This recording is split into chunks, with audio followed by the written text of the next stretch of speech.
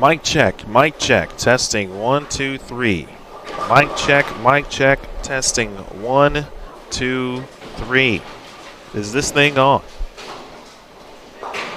I'm unfamiliar with it. Someone told me it's a microphone and I should speak into it directly. Then the audio will then go out to the public and the world, which would then yield a response from those watching and viewing. That was a poor attempt at a joke, but a good attempt at early humor because I'm back. And so is the PWBA.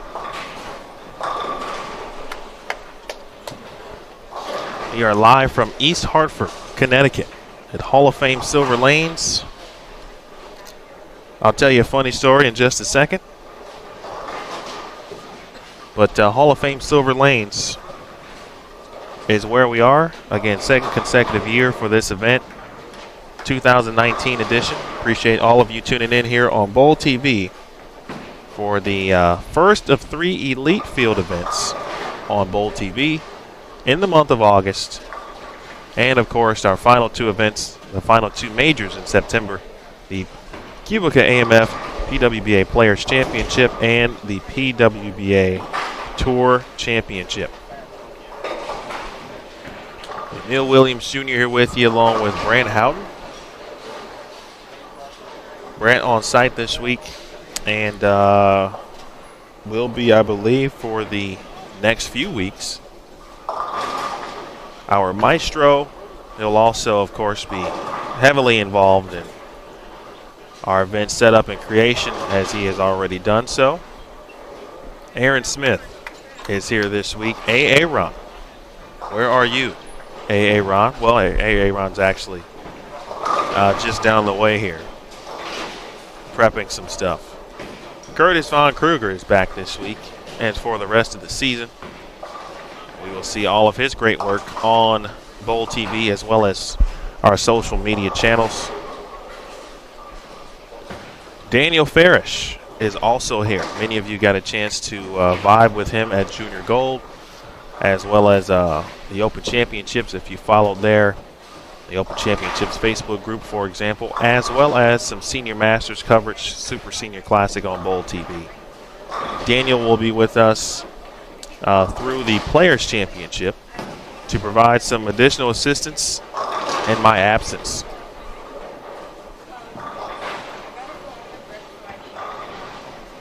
On our featured pairs currently, Caitlin Simpson, Tiffany Griffith, and Stephanie Casey, Cheryl Pape, Marie Laurie, and Sarah Germano.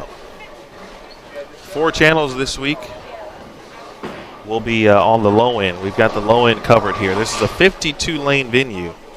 It is double-sided. And so 20 lanes on the side of where we are. And then on the other side, 32 lanes here at Hall of Fame Silver Lanes. Hope everyone is well. It's good to be back. Again, PTQ. If you're unfamiliar with the Elite Field events, the top 24 players on the PWBA points list, and I know all of you fans out there already know the spiel. You already know what's happening.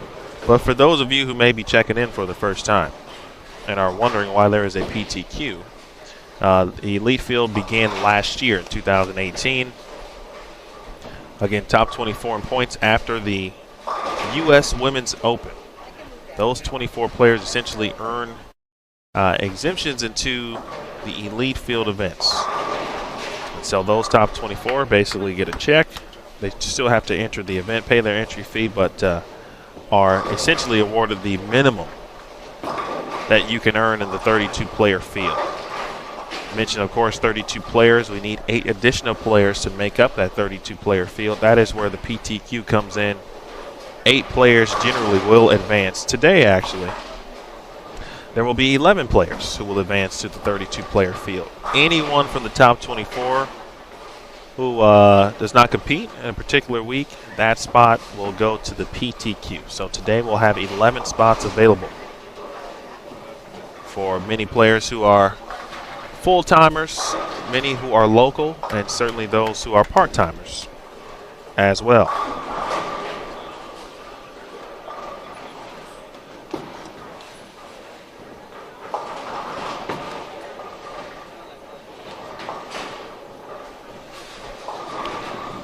Slight change in the way the elite field events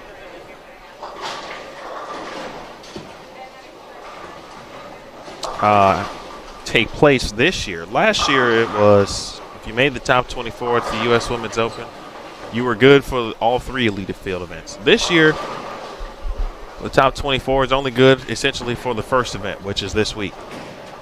The top 24 will be revolving,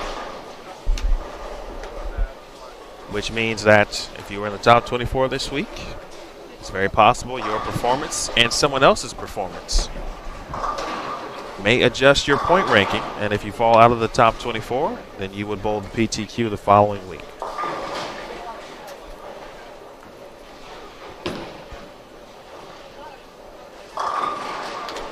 Wayne, thanks for tuning in. We appreciate you. Our normal setup here at the PWBA event is 4 to 5 channels. We try to do what we can in regards to majors to add more channels and at very least cover every lane that we can. In this case, because of the entry portion of the PTQ, even if we had 5 channels, we still wouldn't get them all. But the good news is that we're set up to have them all covered for the rest of the tournament beginning tomorrow. So,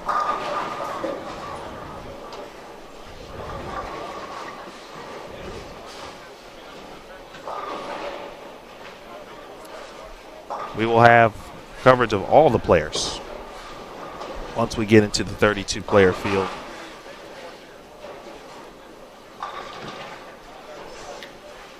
If you have informational course questions, best way to check that out, pwba.com/live.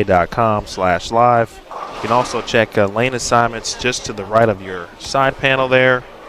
We've got tournament info for you as well as the live stream calendar, so you'll know what's going down and what's happening.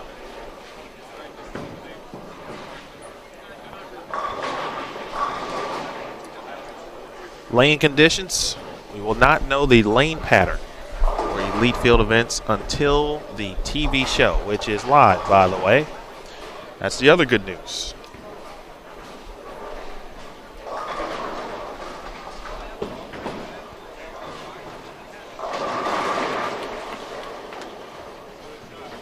Live television. All 5 events in August and September on CBS Sports Network. All right, let's start at the top here. Let's see. I missed some folks.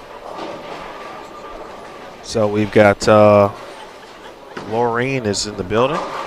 Jennifer, Chris, Brandon, Michelle, Alexis.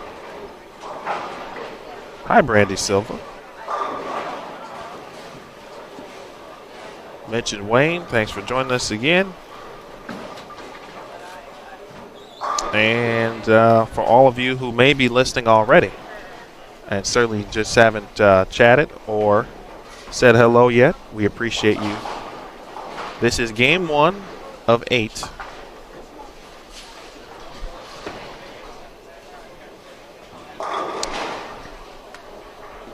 Hard to say at the moment in regards to lane condition, but I would say early indications could suggest a few high scores could be yielded.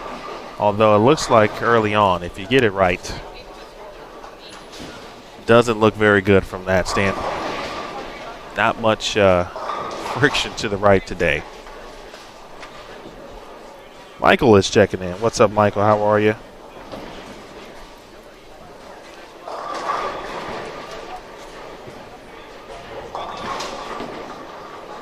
Tony, my man.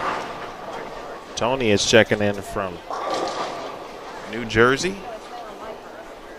Just a quick update on featured lanes for game number 2 Alyssa Jolicoeur, Sabrina Divis, Taylor Boltice will be joining us along with Jillian Martin, the young 14-year-old standout, now a part of Junior Team USA. Chelsea Merklinger and Shannon Chapelski. Again, 4 channels. We've got lanes 3 through 6, 7 through 10, 11 through 14, and 15 through 18.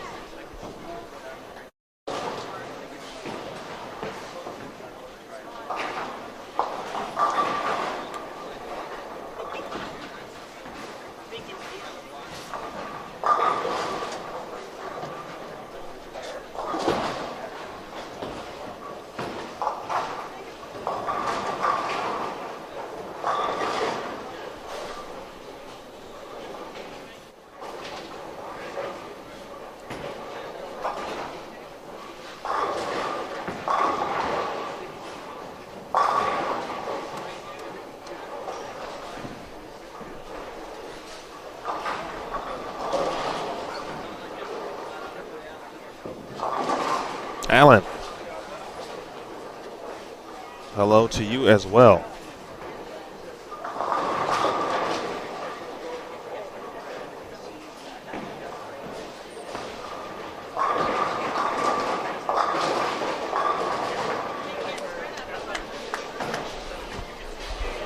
Kayla Crawford over on 15 and 16. So far, the high game, it looks like, at least on this side of the building.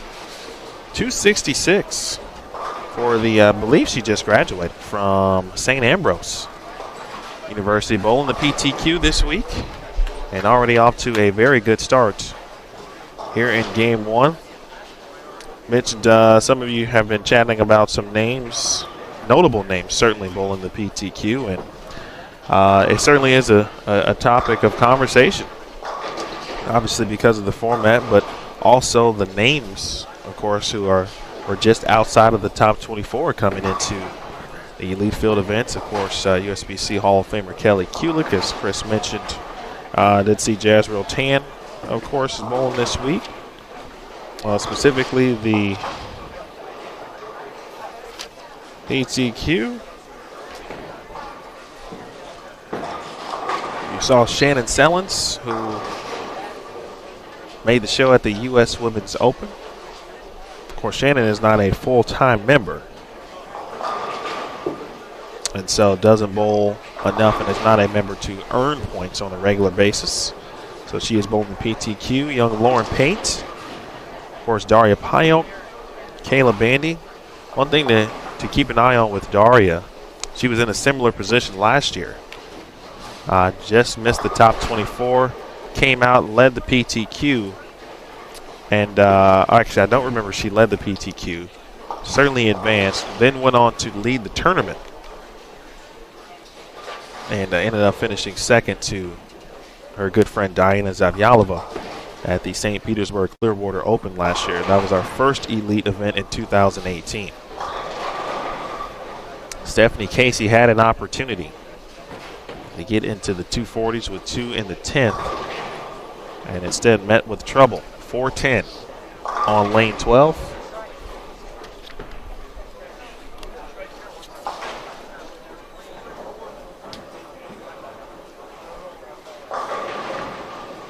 Yvonne, appreciate you tuning in. As always, Jennifer, Lauren, and Nick are siblings. Brother and sister. They also have one more brother. His name is Josh.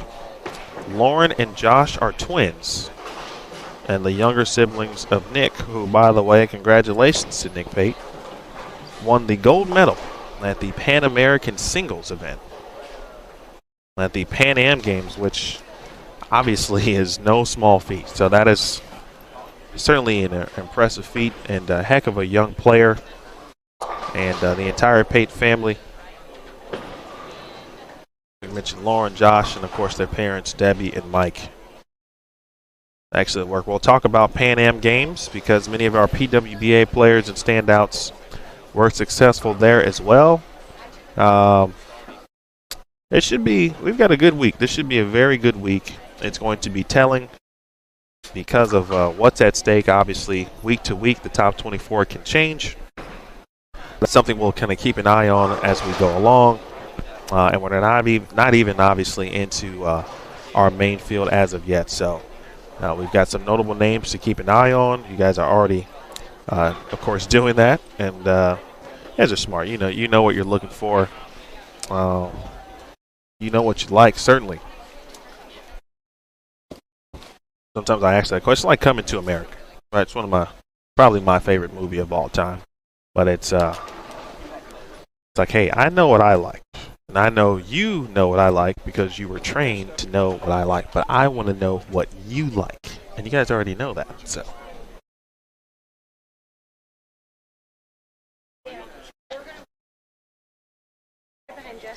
Looks like got word that Haley Richards shot 246, so we know at least at the bare minimum, perhaps the second high game that we have seen here. If you haven't already, please follow us on social media at PWBA Tour on Facebook, Twitter, and Instagram. USBC at USBC on Twitter, the Sport of Bowling, USBC on Facebook, US Bowling Congress on Twitter. Shout out to Matt Cannizzaro, who kept the USBC social channels humming at the Pan American Games. Excellent work from Matt as always. And many of you have already done so, but if you'd like to follow me, I'm always up for a good chat. And I occasionally do lots of random silliness on Twitter. I'm really starting to nestle into Instagram. Still looking trying to develop a niche on IG. I got all of these old photos, videos, as most people do, but I'm like, well, I might as well share some stuff at this point, but you just can't go randomly sharing stuff. There's got to be some kind of context to it. So that's what I'm working on now. Also, Game 2 is on the way. Players are making their way to their respective lanes kind of shut off, restart, to make sure names are all proper.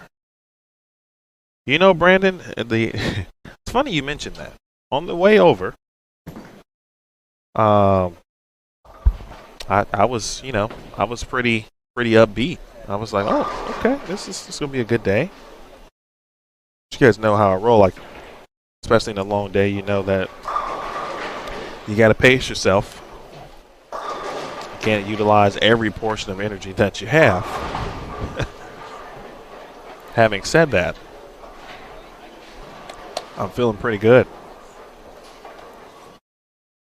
So no coffee as of yet. I'm hoping that's a good thing.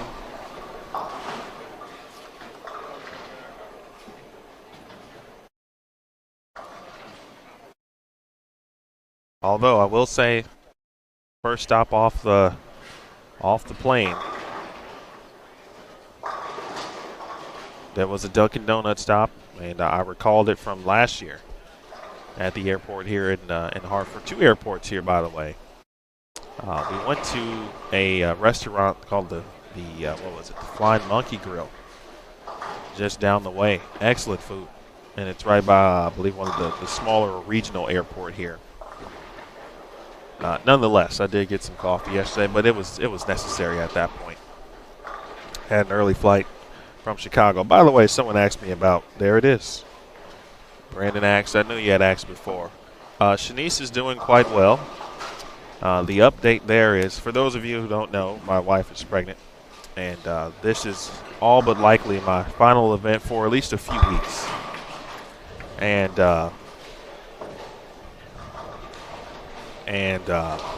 so she's doing well. We had a bit of a false alarm, is what one might describe it, at Junior Gold. I went home a day early from that. She was on 24-hour observation at that moment, and said, okay, 24-hour observation. It's all about these certain tests that we've been taking, non-stress tests and whatnot. And the reality is our child does kind of what he wants when he wants. He's like Stone Cold Steve Austin. He does what he wants when he wants, and that's the bottom line because Baby Trey said so. And that's where we are. But he's way more active at night.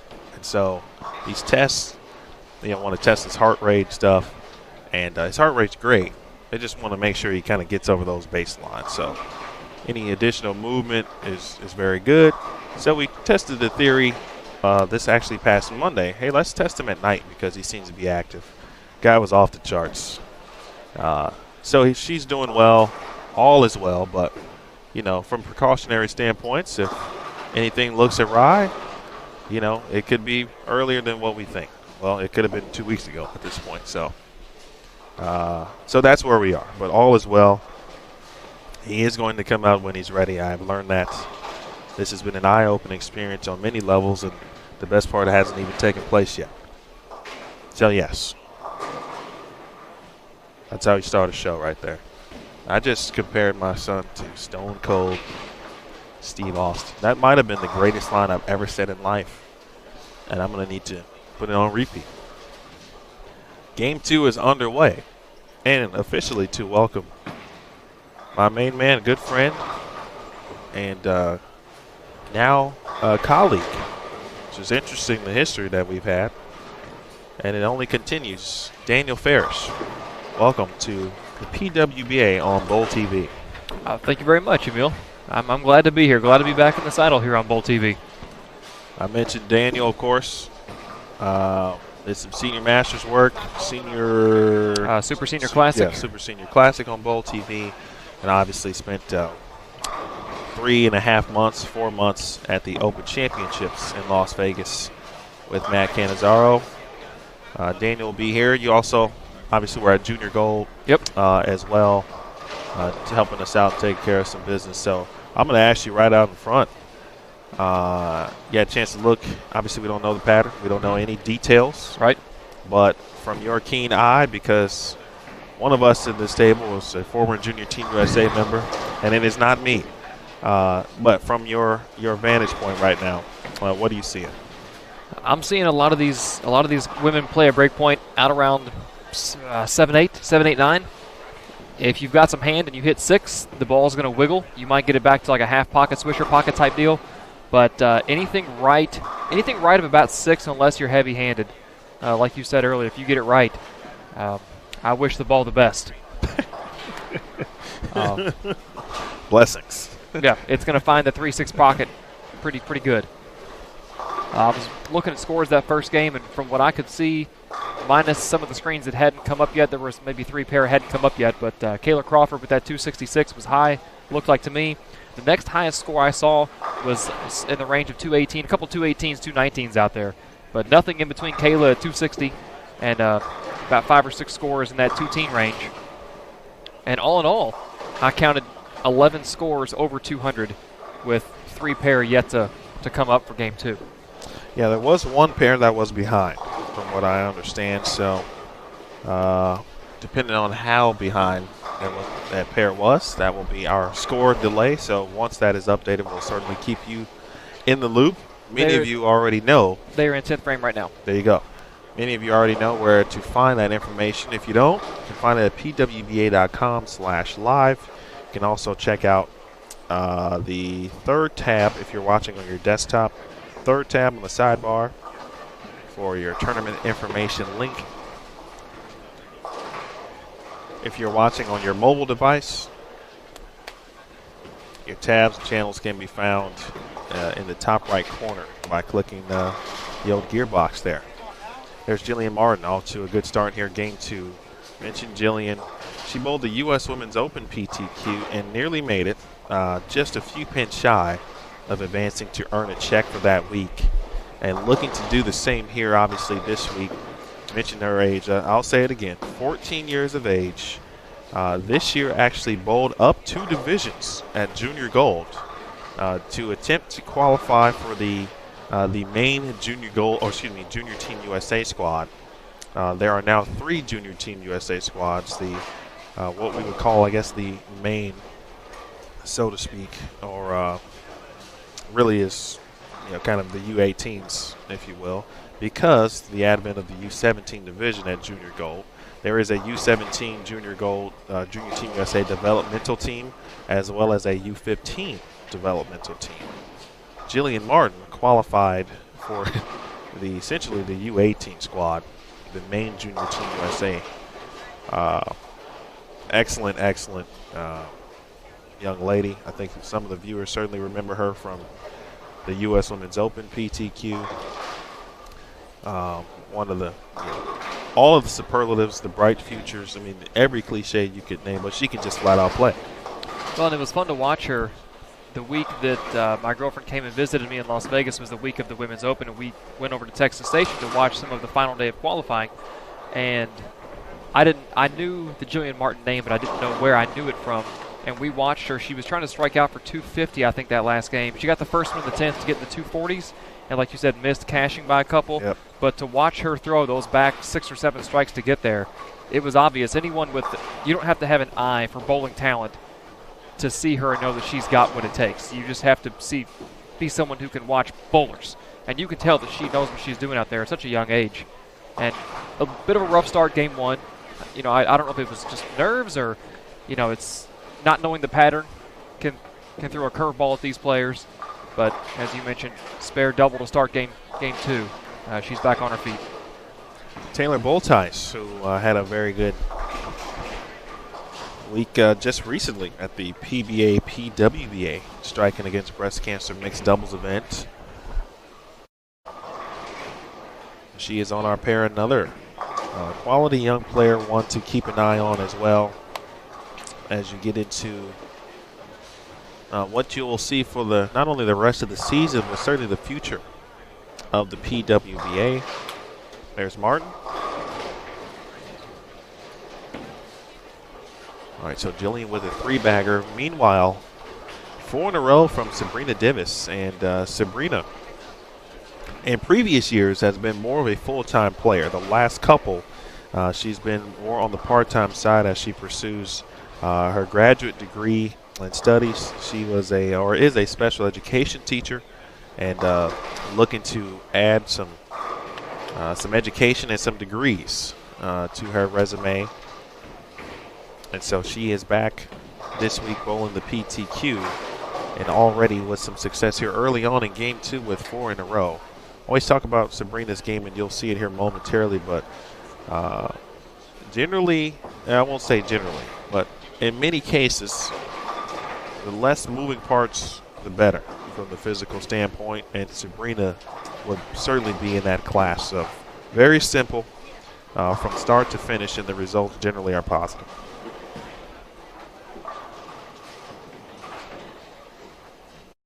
Davis up on lane 12, went to Midland University where she bowled collegiately.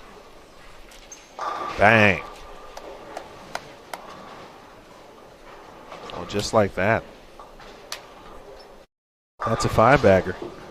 And you don't have to be a stroker to have that very compact, few moving parts type of physical game. Even the power players, a lot of the guys and some of the women that just rip on it at the bottom of the high backswings, even though they've got that high rev rate and they hit on it and they're considered power players, their physical game is still compact. They're not up on the approach, legs and arms flailing akimbo all over the place. You can put them inside of a box from step 1 up to the foul line, and they stay in that box. They're not all over the place.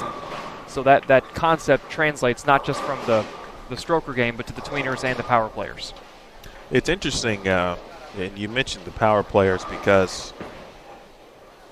what many athletes, what many fans and viewers, anyone who watched the PWBA, especially in the last few years since its return, has kind of keyed in on what used to be something that was few and far between from a rev rate perspective, power games in regards to women's bowling.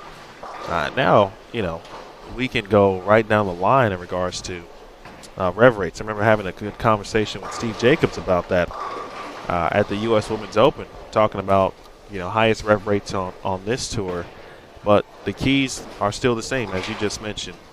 The Daria Payonks, Verity, Jordan Richard, all simple, but yet can generate so much power.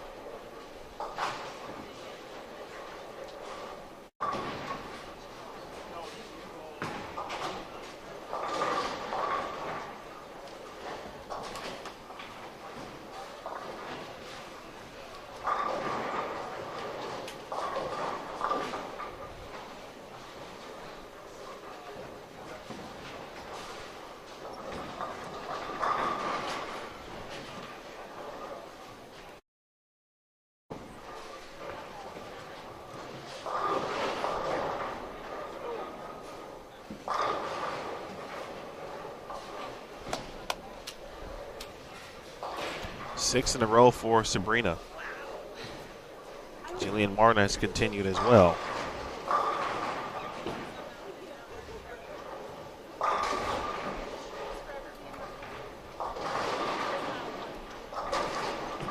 We do have some Game 1 standings numbers in. Kayla Crawford leading at plus 66. Haley Richard, who started with the front 5 on the other side of the house, finished with plus 46, so a 246 game. Carrie Smith plus 20. Jen Higgins, Brooke Bauer, Jazriel Tan, Taylor Bulltheis, and Stephanie Casey all in that 2-teen range. And then you've got Kelly Kulik at plus 9, Summer Jasmine at plus 6, and Heather D'Erico also at plus 6, and that's your cut line right there. That top 11 will advance into the main tournament tomorrow morning.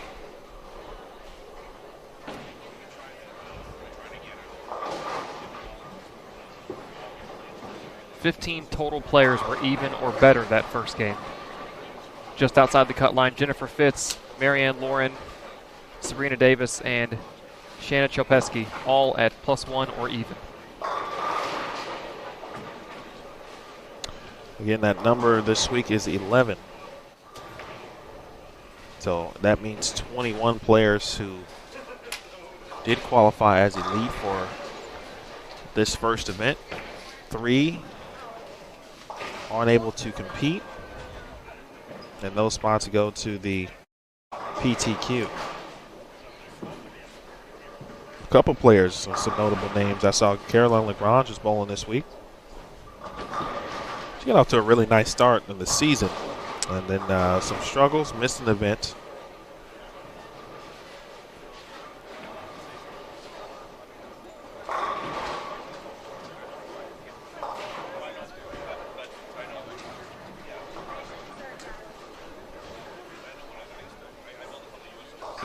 Front 7 for Sabrina. So we're officially on the Divis watch.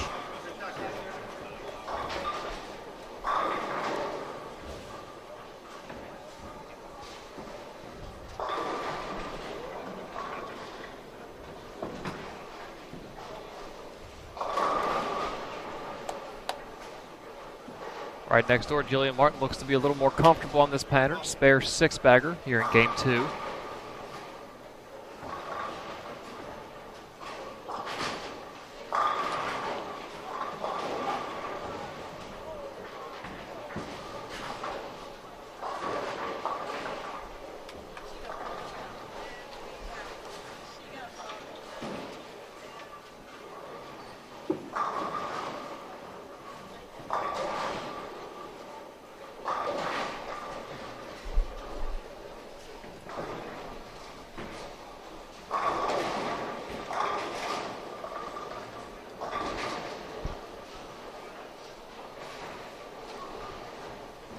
Looking for the front 8.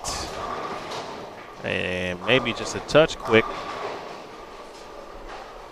Good run there for Divis as she leaves the bucket.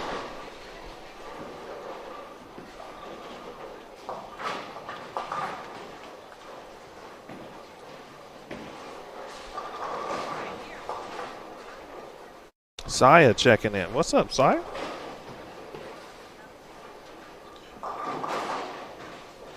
Big thanks to Brand Houghton getting Joseph all taken care of. And also my man Chris mentioned he has got a Facebook group dedicated to essentially the Bowl TV chat viewers as well as the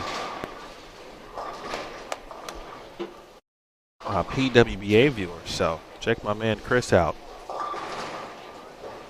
Looks to keep the conversation all going.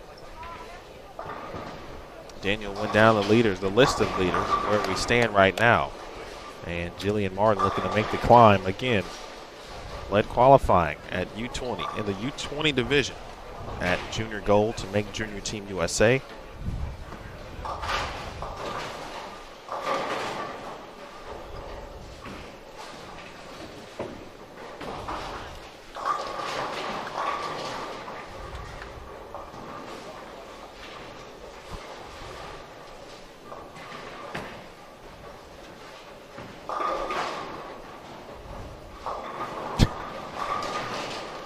Hey man, I'm just trying to help the engagement. People love the PWBA. You guys love Bowl TV. You love the chat. You did a great thing by creating that group to not only just chat when there's an event, but take the discussions offline essentially, or off Bowl TV, because you're still keeping them online technically in the world of the internet.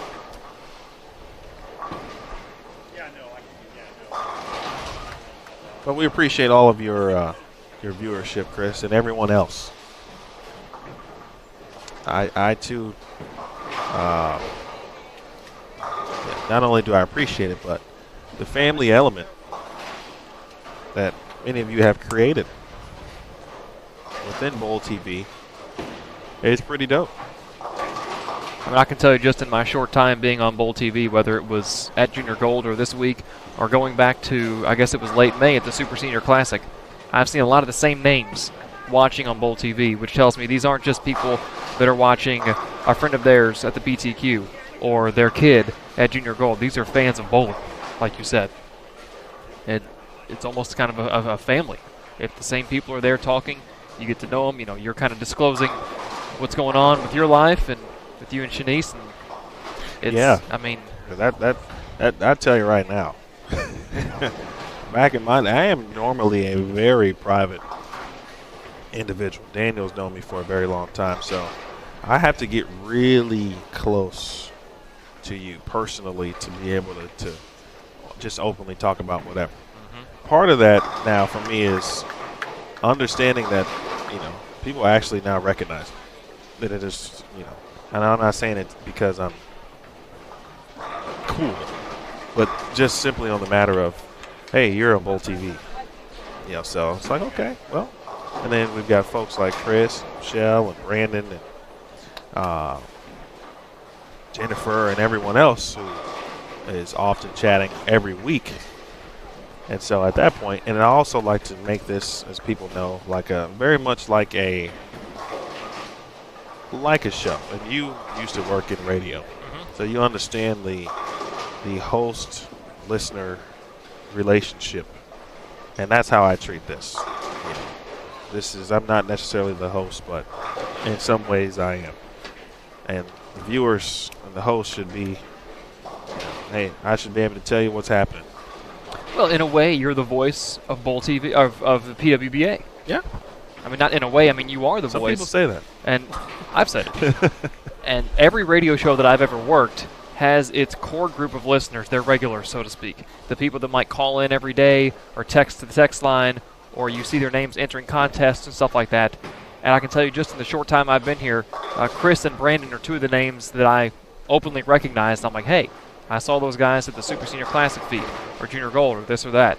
And I'm sure as more names pop up throughout the next couple of days, I'll recognize them as well. Yes. But yeah, every media outlet, or every channel, so to speak, has its core group of followers and listeners and viewers. Jillian Martin's going to have herself a core group of followers and Yes. fans as she continues on this thing we call life here in the bowling world. Because what she's doing right now is get an opportunity to get into 260s. We already saw one 260 game, 266 to be specific. Amanda Falk checking in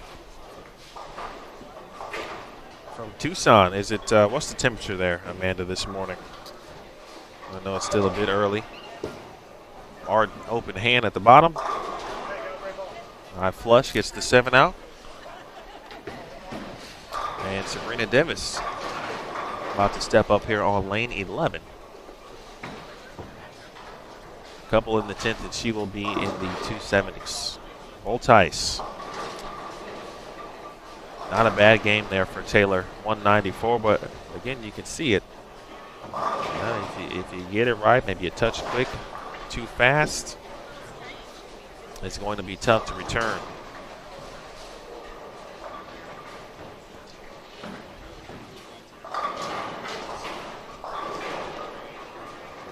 I think as this block goes on, we're going to start to see these players migrate in pretty quickly. They're going to want to get away from that hang spot. They don't want to be in an area of the lane where they think if they throw the ball, it's going to push. You want to throw the ball to an area of the lane you know it's going to hook. And you don't want to be afraid that, okay, if I leak it right, a board or two. Certainly, at this level of bowling, you're not going to have a house shot type mistake room. You're not going to be allowed to leak at 5 boards, an arrow to the right, or miss an entire zone and have recovery. But they want to know that if I pinch it, if I miss it right just a little bit, I don't want to be staring at a 2-4-8-10. I don't mind a 2-4 or maybe even a 2-4-8 like what Jillian has in front of her. But you don't want the ball to come in so steep when you miss right that you're leaving stuff you can't make.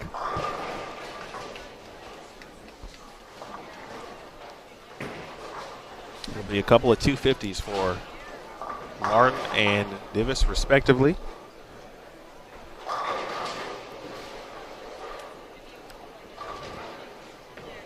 As far as scores go on this side of the house, that's about it. I mean, there's a couple 2-0s. I mean, we're only looking at 16 lanes of competition in front of us. The other side of the house has more.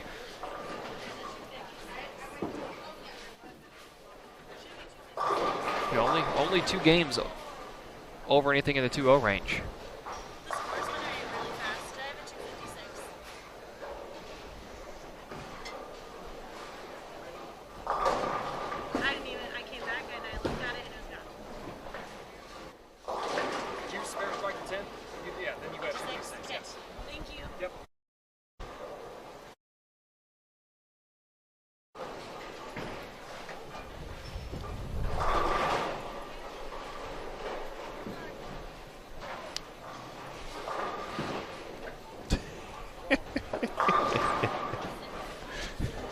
Roderick, that is that's oh man.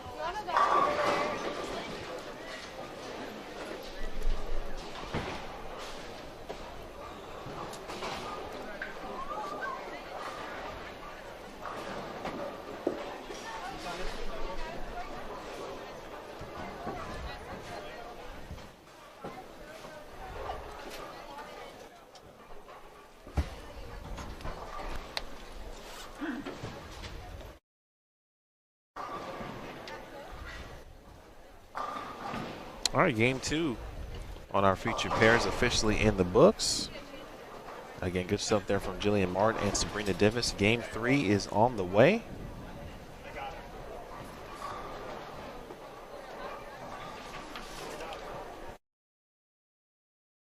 And joining us will be Caitlin Adsit, Heather DeRico, and Kelly Kulick. For those, and there's always several Kelly Kulick fans, and rightfully so. I know many of you were watching her on one of our other channels, so she'll be on our featured pairs here momentarily, as well as Carrie Smith, Caroline Lagrange, and Christine Gill. Good cross here on both. A nice mix of PWBA players. We got one non-member. good range of styles, so we should see some different ways perhaps on what might be working on this respective pattern.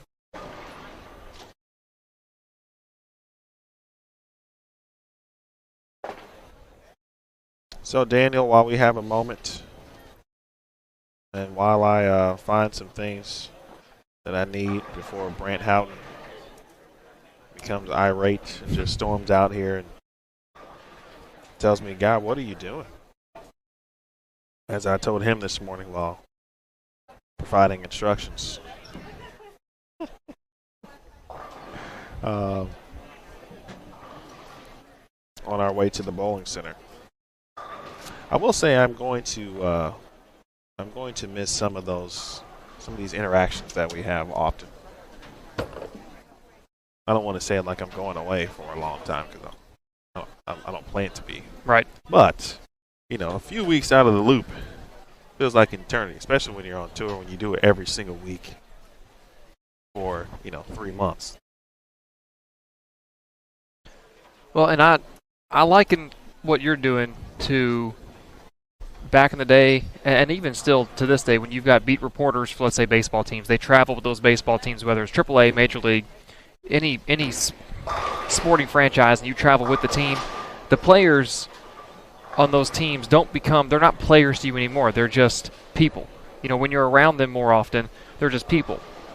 A lot of youth players at Junior Gold last week waited in line to get autographs from, players like Jason Belmonte and high-level PBA players. Whoa.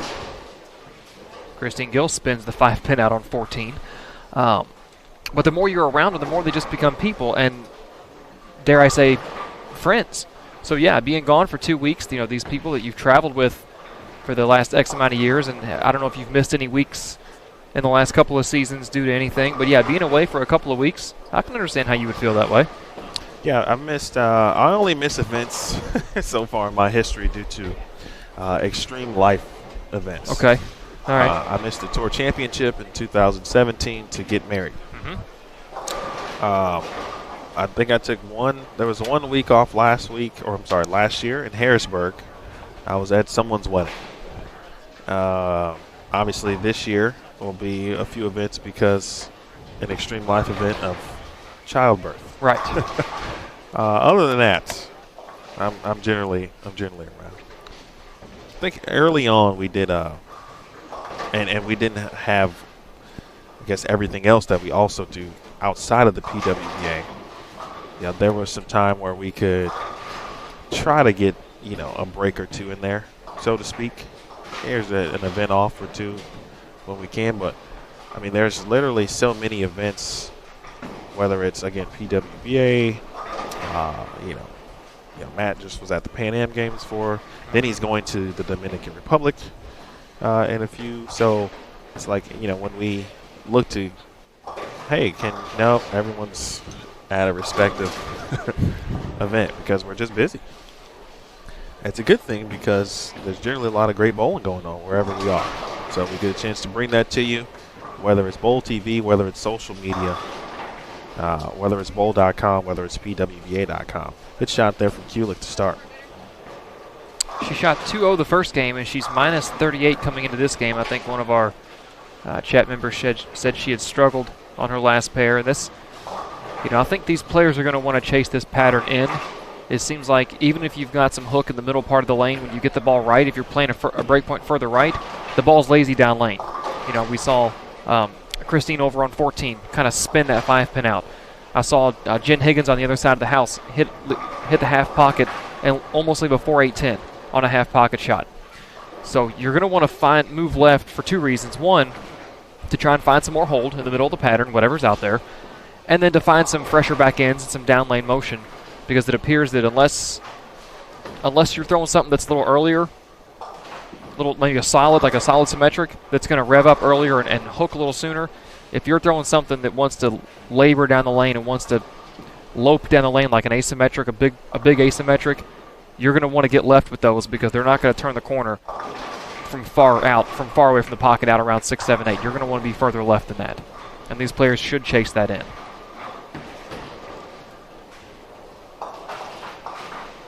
Fans, don't forget to check into Bowl TV know you've been waiting certainly patiently for the PWBA to return, and with that, of course, we'll be able to provide some solid opportunities for Bowl TV Central and some inside analysis of the latest happenings and what's going on, certainly in the bowling world.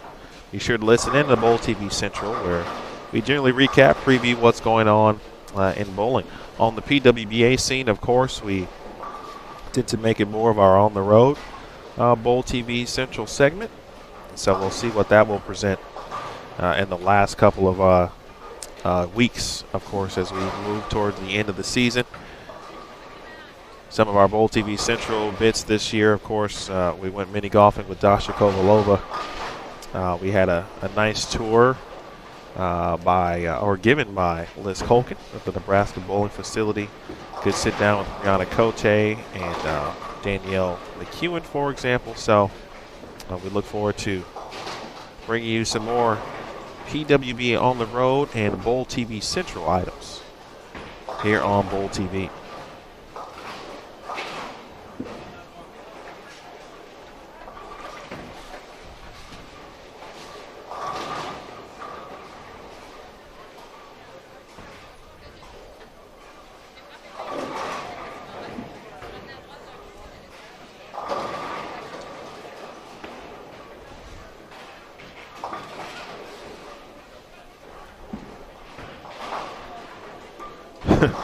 C. Nelson, that's funny.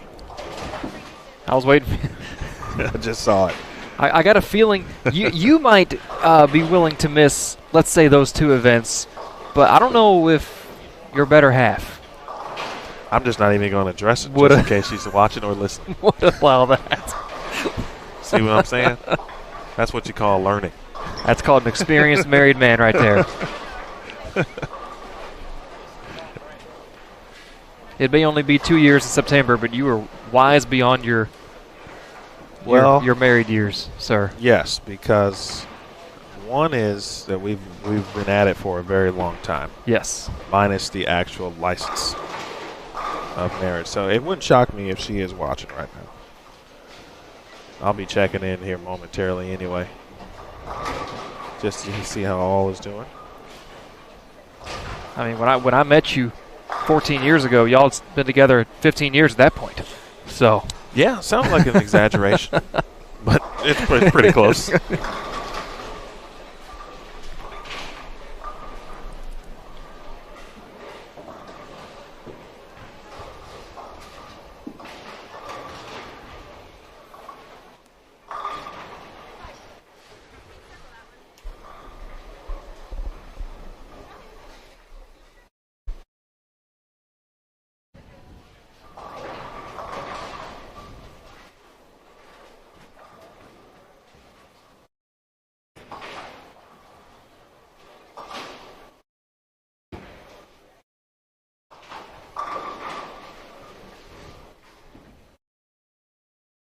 good shot right there by Heather Adsit.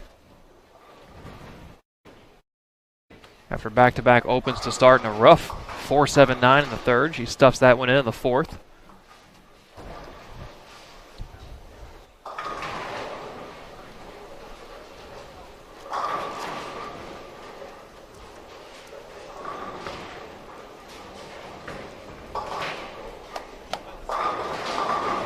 Looks like we do have one pair on the other side of the house that just wrapped up the 10th frame, so as soon as they get scores updated, we will bring them to you.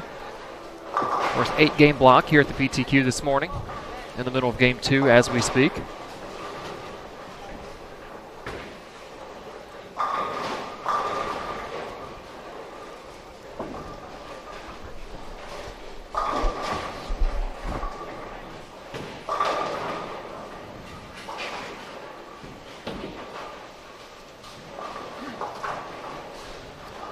I've got to make sure once competition is over to ask Kelly about that design on her jersey. That cow on the back. Kelly likes to mix it up a little bit. This year, her theme was classic video games, so I'm anticipating good things, of course, today, which would mean that she'll be able to wear more jerseys. Yep. The next couple of days. And so you might see some Pac-Man, some She might have a Donkey Kong jersey, I think. Oh, that's pretty cool. Last year was like board games, so she'll throw out the Scrabble or Monopoly on you as well.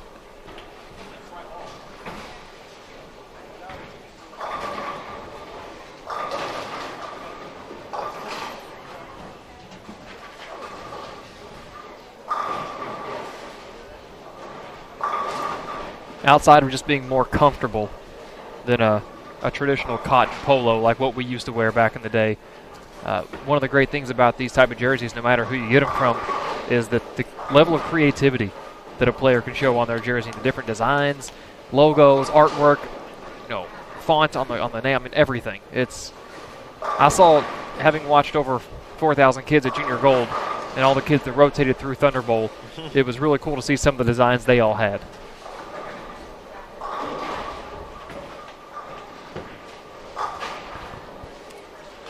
It is, and big shout out to, at least from our perspective, the PWBA apparel partners who have the opportunity to provide apparel, certainly. But the way of the world in regards to how you dress as a player, as a bowler, has changed in the last few years, obviously, and now you can. I like it because we get to see many of the personality from our respective players, not just on this tour, but like we just talked about, Junior Gold. Everywhere you can have a piece of you on your attire. We got some scores? We do. Game 2 scores. Kayla Crawford still leads. She followed up that 260 with a 208 for a 474 total. Haley Richard, 246, 214 at plus 60. Sabrina Davis, we just saw, had 256. She's at plus 57. Gigi Mason fired off a 247 that game. She's at plus 44. Jillian Martin's 259 jumped her into 5th at plus 34. Nicole Bauer and Brooke Bauer, both at plus 33. Jen Higgins, back-to-back plus games. She's plus 31. Arleah Glass at plus 23. Jazriel Tan, plus 20. In the cut right now, Stephanie Casey at plus 12, just outside. Carrie Smith, Jody Wasser, Taylor Bulthice, Kayla Bandy, all plus. There's your top 15.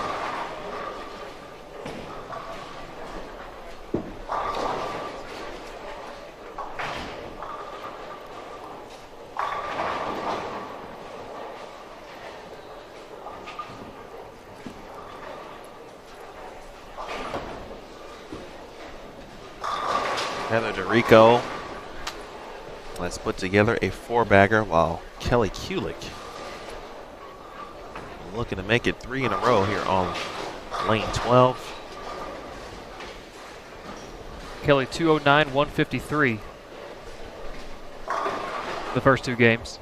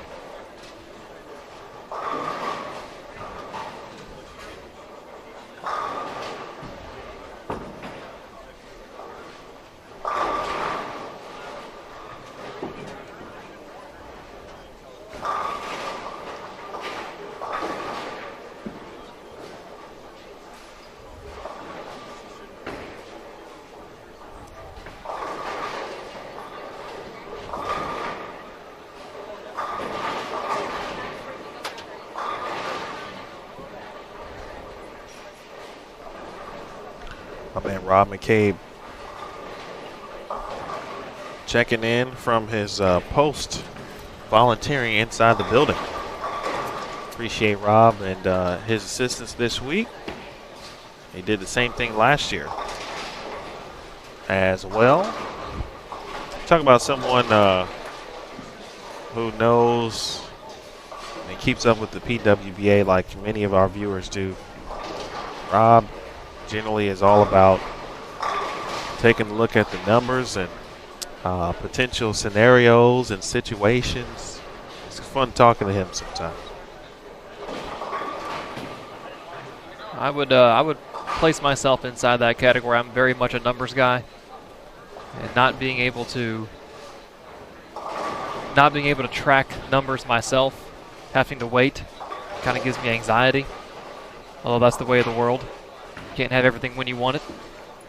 But yeah, I'm the same way. I like to know the numbers. I like to know if I'm watching 3 pair in front of me, or 2 pair in front of us, let's say, for this featured pair. If there's 2 or 3 competitors that have a chance to make the cut, I'd like to know. Oh. That is 2 terrible breaks for Caitlin Atz at this game, after she just stuffed a 4.79 in the 3rd frame over on 11. But I like to know if the players in front of me have a chance to make cut. Just it makes it more exciting when you know going into the game or into the 10th frame what they need. They need a double, they need a mark. Yeah, I would put myself right there with you, Rob.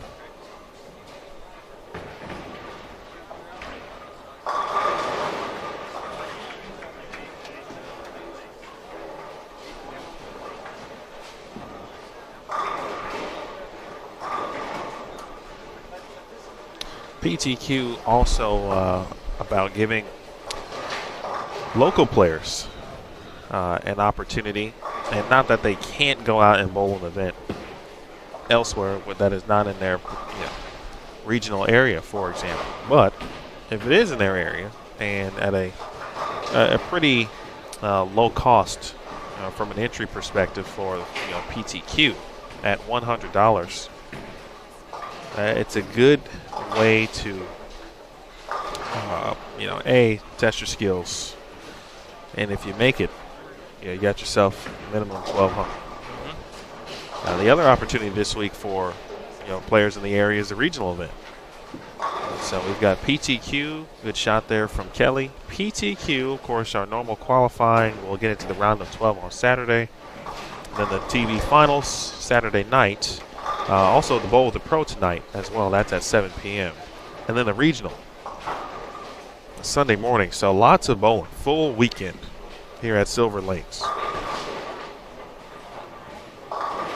I know that last year at the PWBA event in Louisville, Chelsea Stevens, a 2-time Women's Kentucky Open champion, bowled the PTQ and made it into the big show, into the full field. I know we're going to have a couple very talented players from the Louisville area, one of which a youth player, bowl the PTQ next week in Louisville. So I'm excited to see how some of our local women do when they go up against not just players of maybe their caliber from the area, but also some of these major winners and tour champions that are bowling the PTQ because they're outside that top 24 cut in the points.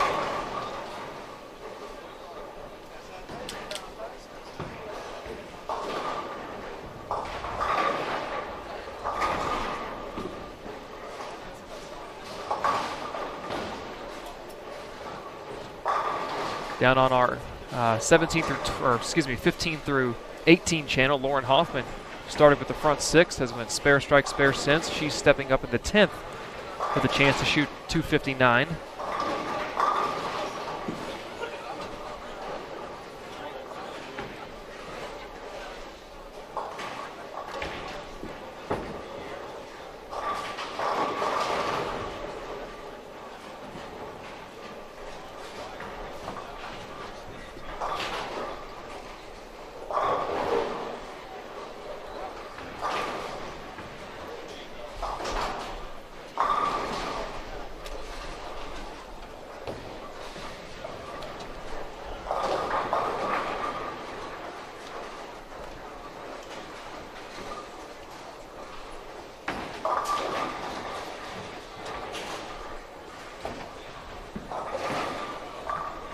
Caroline LaGrange, only 1 strike through 9 frames, but the other 8, the other 7, she's stayed clean as she attempts to convert a 3-6 here on lane 13.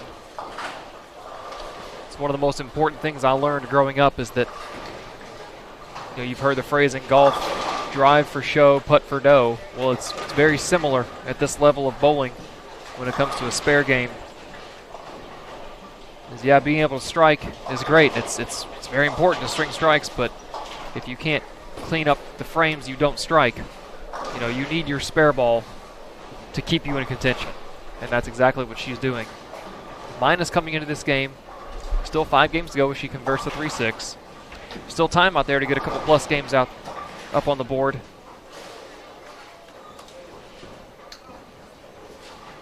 .162.204 start for Caroline, minus 34 coming into this game.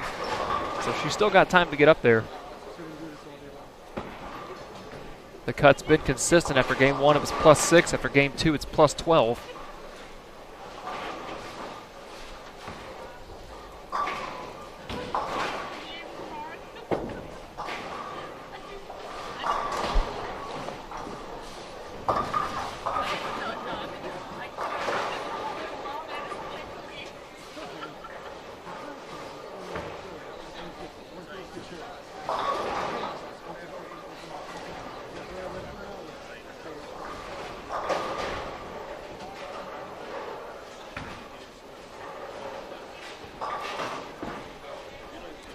KC, how are you? Appreciate you tuning in. The messenger.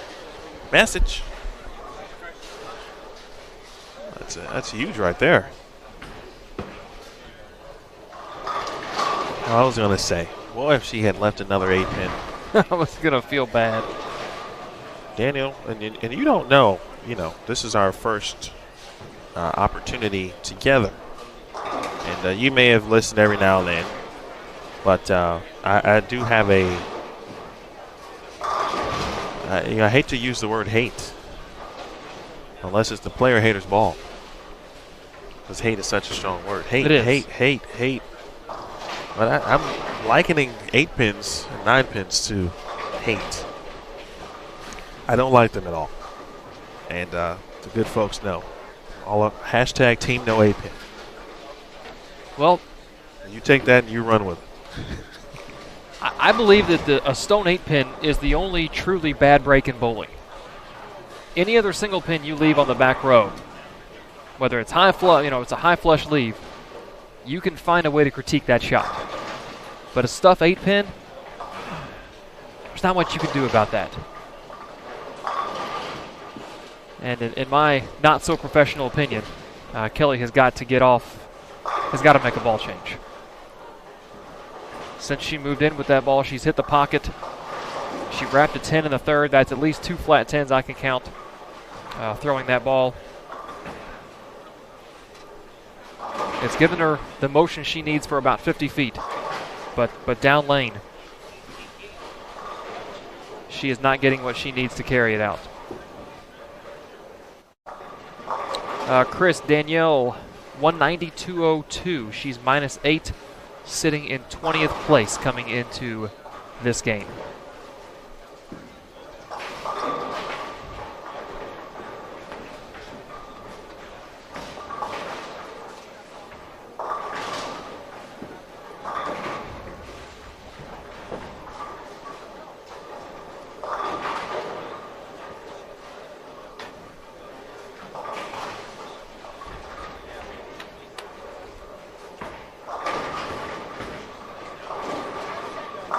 Outside of that washout in the second frame, it has been a very Kelly Kulik-esque game. Clean, hitting the pocket, leaving single pins, and converting them. But after starting out 201.50, I think she's throwing the ball well. I think she's in the right area of the lane. But you've got to ask more from your equipment. This is something that took me a long time to learn. And that if you're going to ask almost perfection of yourself, which isn't fair, you need to ask the same thing from your equipment. And you see there a ball change. I'm not sure what type of ball she was throwing, if it was an asym or a symmetric. But that ball right there looks like a symmetric pearl. A little cleaner down the lane, a little more motion. That was a much better ball reaction compared to what she was throwing.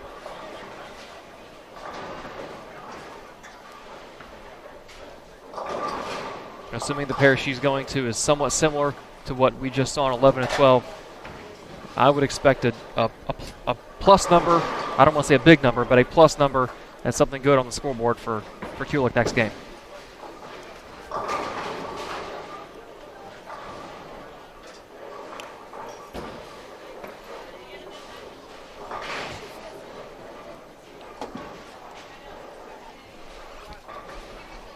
All right, game 3 is in the books.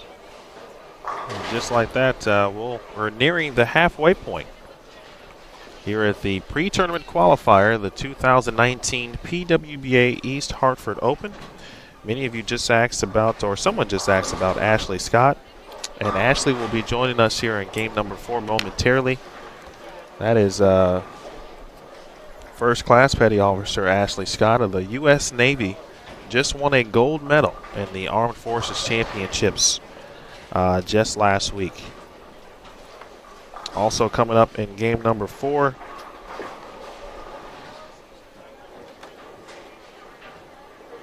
Haley Richard, Kara Mangiola, who made the first regional show, I believe, was back in Cleveland, if I'm not mistaken. Summer Jasmine, Jen Higgins, and Jessica Dwyer. So we'll take a short break. Game 4 is on the way. Good to be back in the saddle. Bowl TV, PWBA, live from the East Hartford Open here on Bowl TV.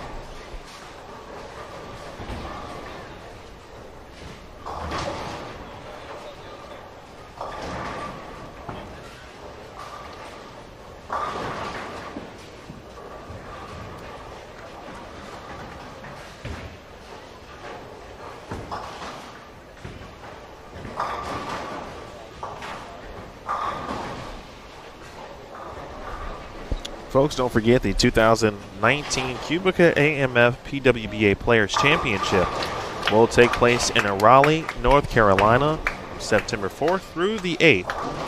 And you can watch competition live on Bowl TV. Be sure to tune in and watch the best female bowlers in the world compete right here on Bowl TV. Bowling lives here. That is our next major. It's the third of the season, and it will be followed by the season-ending PWBA Tour Championship. Again, Summer Jasmine, Jen Higgins, Jessica Dwyer, Kara Mangiola, Ashley Scott, and Haley Richard. And Haley right now on a 3-bagger. Emil Williams Jr. with Daniel Farish, along with Aaron Smith, Curtis Von Kruger, Brant Houghton. Jason Thomas is here this week.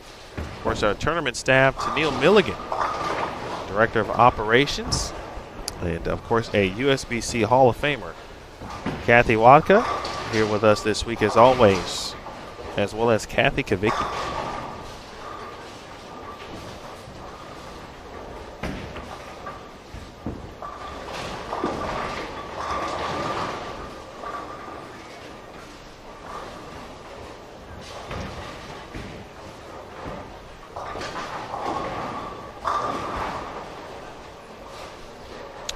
So let's see what we can find for you. Let's make sure that our scores are updated. I assume at this point we should be good to go in regards to everyone being complete with Game 3, and that is indeed the case. Before I start, I'm going to go with, let's see, Sue asked specifically for Shanna Chapelski, and Shanna shot 215. In game number 3, she is 10th right now, Sue, at plus 14. That is inside the number. Of course, we're taking the top 11 today. Leading the way in the PTQ is Kayla Crawford at plus 76. Jasmine Mason is second at plus 67. Jasmine, of course, you may know her as Gigi. Haley Richard is third, who is stepping up right now on lane 11, third at plus 50. Brooke Bauer, fourth at plus 46. Jazreel Tan from Singapore is fifth at plus 24. 4 in a row now for Haley Richard. Jen Higgins is sixth at plus 23. She's on 13 and 14. Carrie Smith is seventh at plus 22. Jody Westner is eighth at plus 21. Unigit Poplar is ninth at plus 19. We mentioned Shanna, of course, 10th at plus 14. And Nicole Bauer, sister of Brooke, is 11th right now at plus 13. That is the cut number today, or the cut line, excuse me. Jillian Martin and Jackie Evans tied for 12th at plus 8. Danielle Niddle, Shannon Sellens, Stephanie Casey, all tied at plus 6. It's a 3-way tie for 14th. Then in 17th, Kayla Bandy and Nicole Trudell are tied at plus 5. Lauren Hoffman, 19th at plus 4. Stephanie Sheridan, 20th. Former All-American at Delaware State at plus 3. Alyssa Jolicoeur and Sabrina Davis tied for 21st at plus 1. 22 people right now plus here at the PTQ. So still a long way to go, obviously, with 4 and some change at this moment. Still a lot could happen, but so far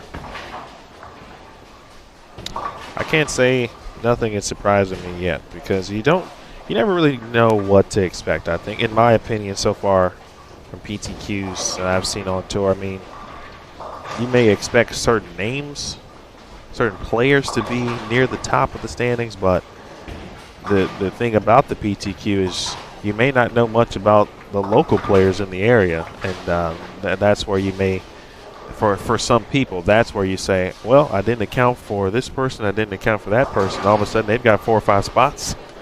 Yeah, and that's one of the things that I've talked with people about when it comes to bowling at the next level, is we are looking at the best players in the country and in some cases in the world here at this level, but there are also players who just don't have their full-time job doesn't allow them to travel on tour, or they just don't have the money to get out there.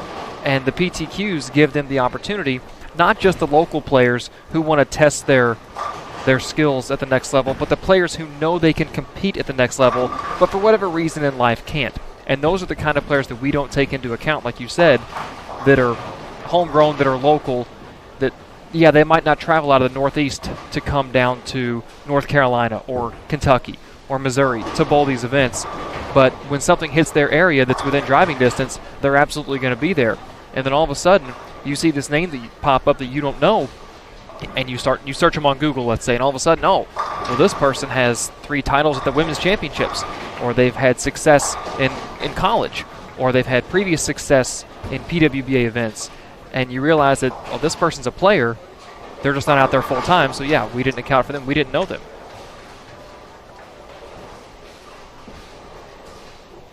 One of those players, although not local specifically to this area, but she had a very nice showing early in the season. Speaking of Kara Mangiola, had some good success at, I really want to say was the Cleveland Regional. And I'm going to double check it right now. And it was. First regional of the season. She finished 4th, losing to Giselle Poss in the opening match of that regional stepladder final. That was ultimately won by Elise Bolton. That's something else to keep in mind, folks. In the month of August, along with our live television, we'll also have the Go Bowling Regional Showdown. It will be taped in Orlando, and it will air August 24th, if my memory serves correct. The participants of that event will be made up of regional winners. Those of, oh my goodness, there's another one. That's something to keep in mind. We see a few 8 pins generally. It probably won't be the last we'll see throughout the week. And we know that 8 pins have not been kind at certainly the most inopportune times in championship matches. I don't know if you mentioned it, but Kara was one of the players that shot 300 at that event. That's why we pay you the big bucks. My man.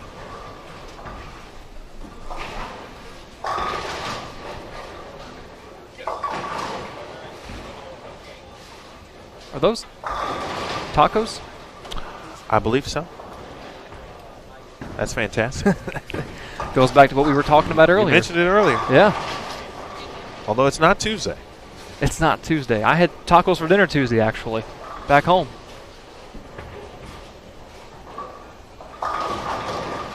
I think the real question is what type of tacos are on her jersey. Well, that's a hard shell. Yeah, but I mean, what are they? Chicken, beef, what do we pork. got? Is it carne asada? Are we el pastor? Are we picadillo? I mean, what are we doing? We got Piccadilly beef. Is it just regular beef? I mean, is it hot sauce, mild sauce? Pulled chicken? Is it? Are they street tacos? Man, is it too early to be thinking about lunch? No, absolutely not. It's never too early for that.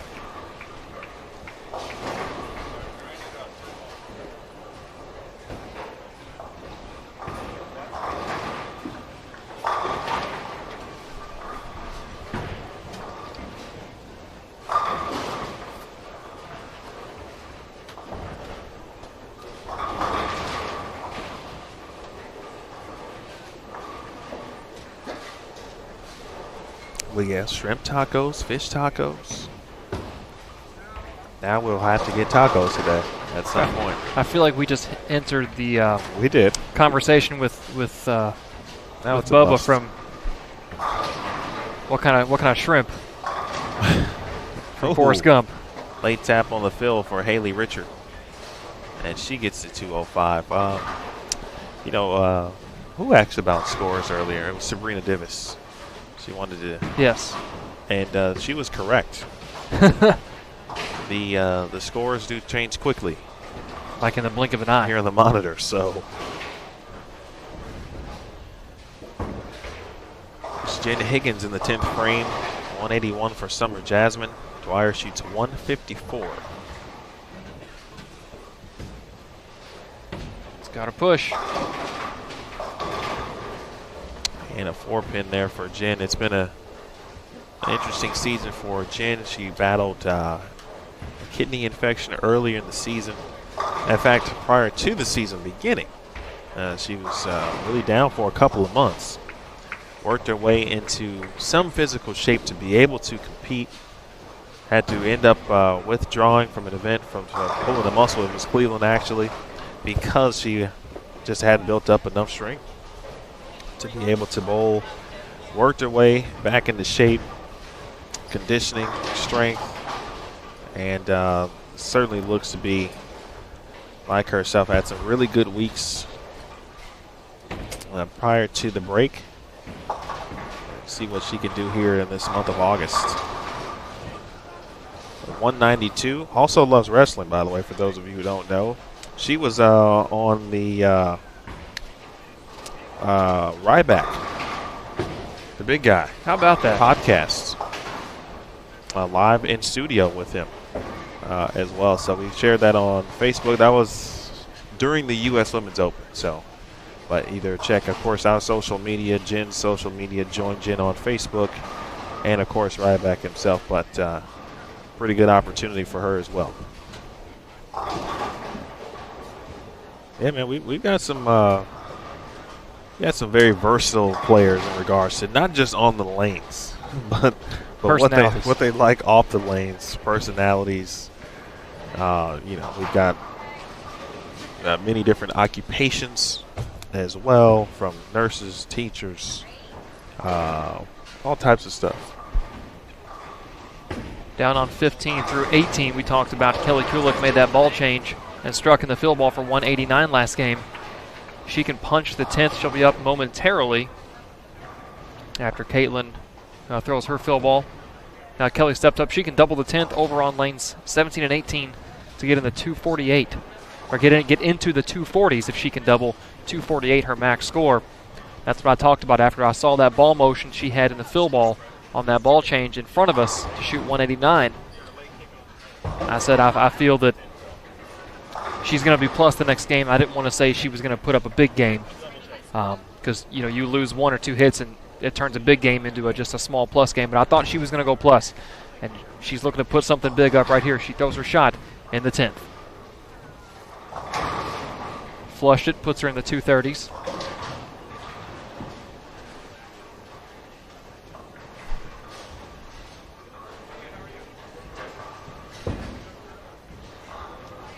And that's what today's game has evolved into. Is it's all about finding the right ball motion. And I know that you can sit back and say, well, that's what it's always been about. And yes, it has to an extent. But today, these bowling balls are just so strong, and they dominate these oil patterns, that it's all about getting the right ball in your hand now more than ever. Back in the day, if you lost down lane motion, you could make a small adjustment with your hand. Whether you were throwing a solid or a pearl or a symmetric or an asymmetric, it didn't matter. She pocket 710 is going to shoot probably 235 for Kelly down on lane 17, but it didn't matter what kind of ball you had in your hand. You could make a slight hand adjustment and manipulate it using your skill and your talent. That's not so much the case now.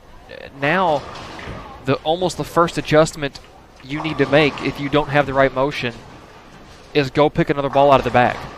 Don't try and tweak it, because the more you try and tweak it, in most cases, the more time you're wasting and the more frames you're giving up trying to force the right motion. You cannot out-bowl bad ball reaction. I grew up learning that, and it's more important now more than ever to understand that and go, look, if I don't have the right motion, a ball change doesn't have to be the second or third option. It almost has to be the first option.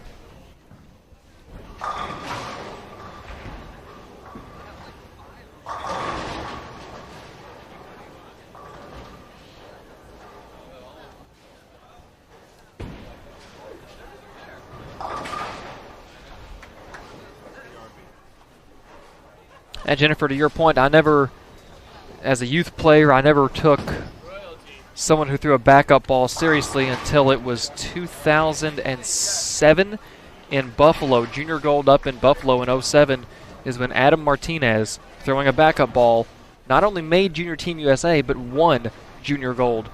And of the 4 years that I bowled junior gold, Buffalo, it was my lowest year in the standings, but as far as playing the patterns, it was one of the more confusing years. It wasn't the hardest as far as scores across the board go, but my scores and how I read the lanes, Buffalo was one of the more difficult years for me, so to see a kid who threw a backup ball win junior gold that year really impressed me.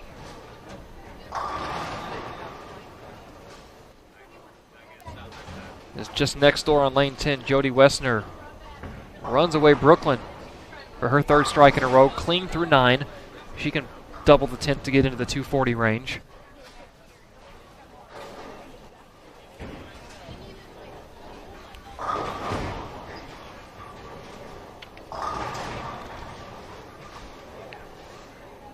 Take a look for Game 5, who we're going to have in front of us.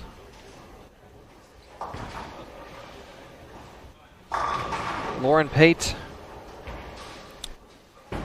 Jennifer Horkerskak, and Jennifer Fitz on 11 and 12, on 13 and 14. Jazriel Tan, Shannon Sounds, they've already started Game 5, and Angela Glazer.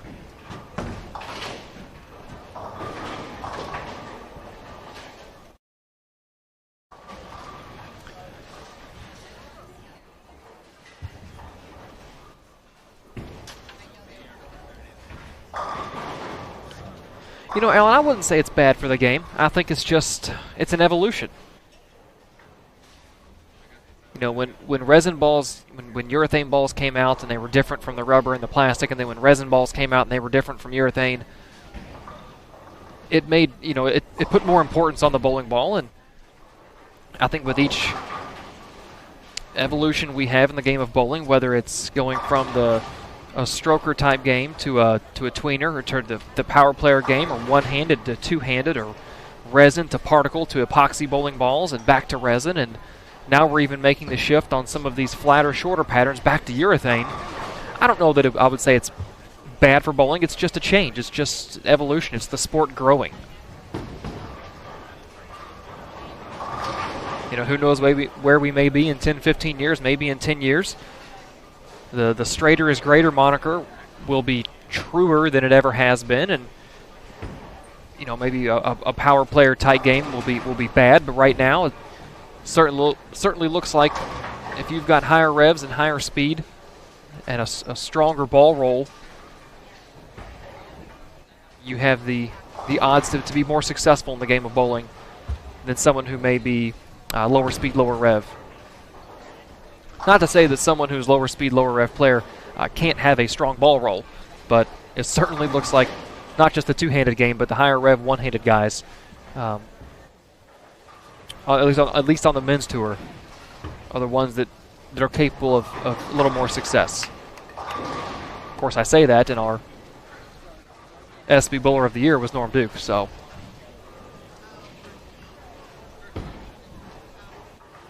There's many different ways to skin a cat, and there's many different ways to throw a bowling ball.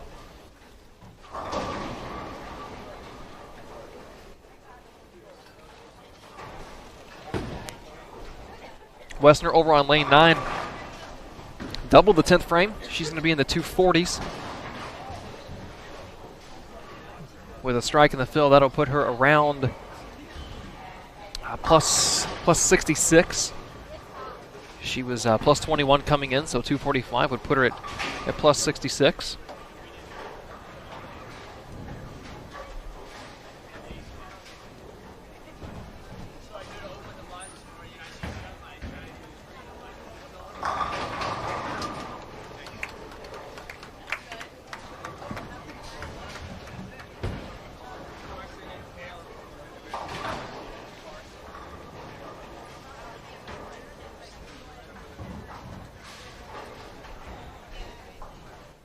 Just a reminder that round 1 qualifying will commence at 10 a.m. tomorrow morning. 8 games at 10 a.m. Break, 8 more games at 5 p.m. Cut to the top 12 players. The top 12 return on Saturday morning at 10 o'clock for a 6-game round. All scores carry over. The top 5 players after that 6-game block on Saturday morning will advance to the stepladder finals, which will be live at 5:30 p.m. on CBS Sports Network.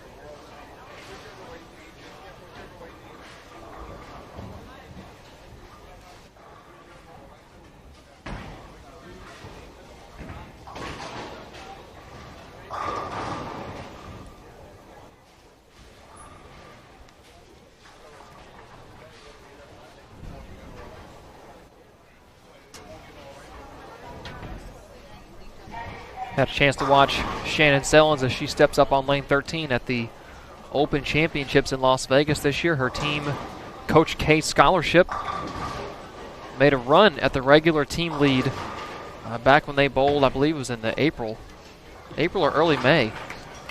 They finished that day inside the top 5 and ended up finishing 16th, but bowled with a very, very talented group. Steve Klompkin, former Eagle winner. Eric Hatchett, who had 300 at the Bowler's Journal this year. Of course, David Haynes, multi-time Team USA member. And Alex Hoskins, who made back-to-back USBC Masters television finals.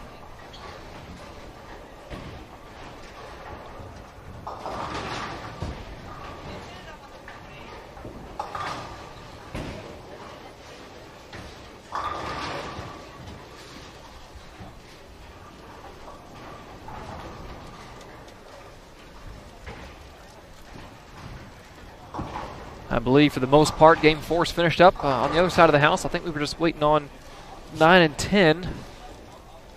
So we've got a couple monitors on the other side that aren't up yet. So as soon as we get some Game 4 results, we'll bring them to you.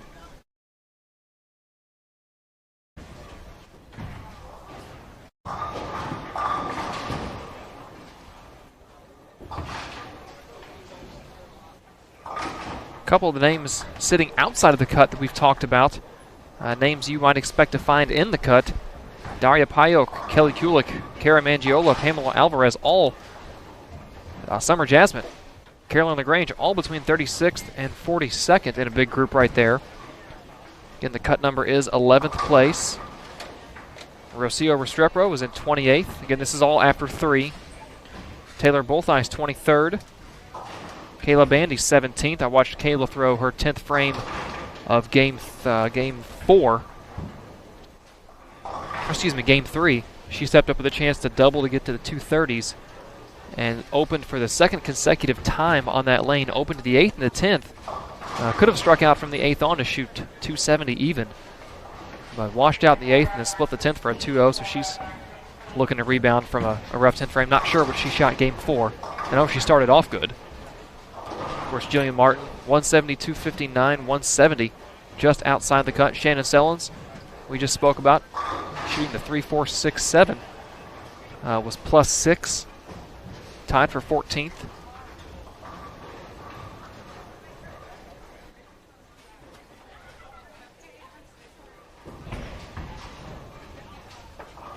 She can hook it a little bit. Gets the 3.67, leaves the 4.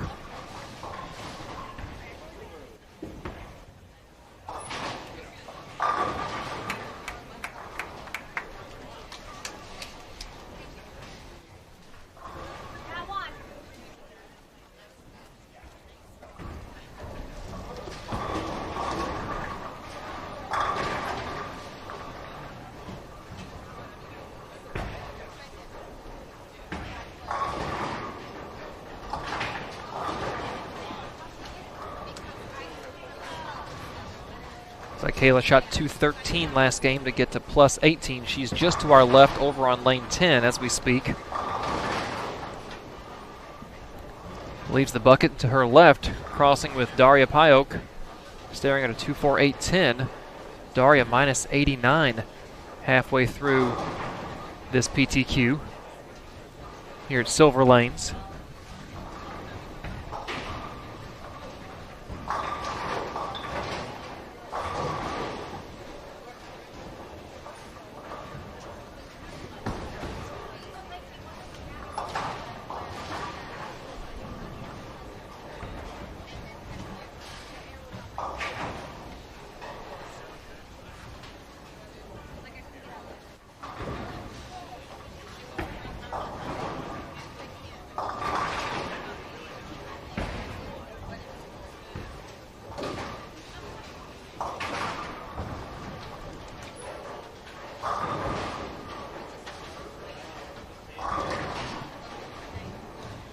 Morning, Brian. Just in time for the back half of this 8 games. As we just now start Game 5. Some pairs, like 13 and 14, well past the halfway point, and then some pairs, like 17 and 18, are just in frame 1. I know that game 1 we did have a couple pair on the other side of the house. This is a split house. We have 20 lanes on this side using 3 through 18. And the other side of the house has lanes 21 through 52. So where on this side of the house you could extend down past lane 1, there's a big bar area, pool tables, dartboards, stuff like that. On the other side of the house, it continues on with lanes on that area of the building. But I know on that side of the house we did have a couple of scoring issues and one about 5-10 minute lane breakdown. So that explains why a couple of pair are behind.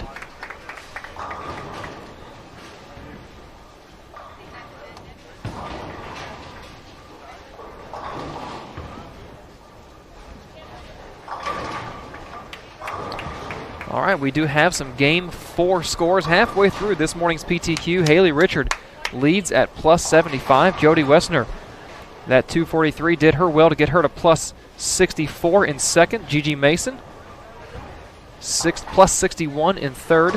Kayla Crawford was our leader through the first 3 games. Shoots 178, drops to fourth. Plus 54. Jasreel Tan, consistent. 4 straight games in the plus range. 226, her highest last game, plus 50. Bridget Poplar, 216 last game to get to plus 35 in sixth. Lauren Hoffman, back-to-back 245, 227 is at plus 31. Brooke Bauer, plus 27. Jacqueline Evans, plus 21. Kayla Bandy, inside the cut now, plus 18. And Stephanie Casey is the cut. She is tied with Kayla, also at plus 18. Just outside the cut, Jen Higgins, plus 15. Danielle Niddle, plus 14. Carrie Smith, also plus 14. Nicole Bauer, plus 13. And Jillian Martin backs up to 174 with a 205. She is also plus 13, tied at 15th.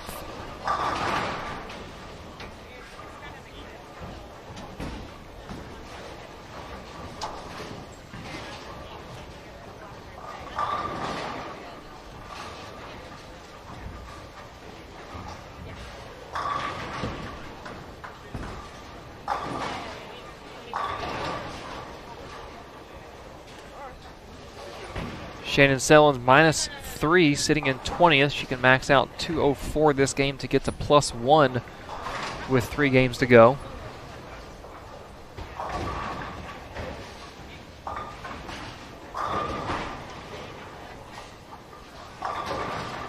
Angela Glazer steps up in the 9th. She can get to 238. She's minus 69. So she would need a couple scores like that to get her up in that right around the even number. The cut was 206 average after the first 2 games. It has dropped to around the 204 range, so that plus number not going up as evenly as it had after games 1 and 2, sitting at plus 18 right now for the top 11 who will advance to the main event tomorrow morning at 10 o'clock. The main event. Sounds like a Saturday night wrestling.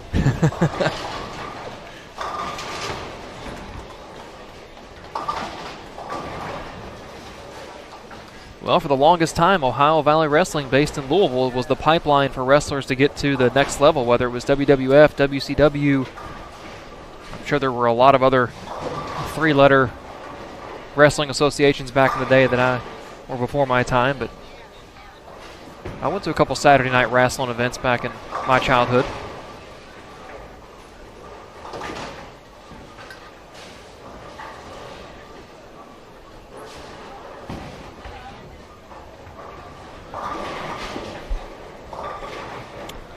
Let me scroll through the chat here. Oh, I missed Jennifer. She's going to the conference. But hello to Brian.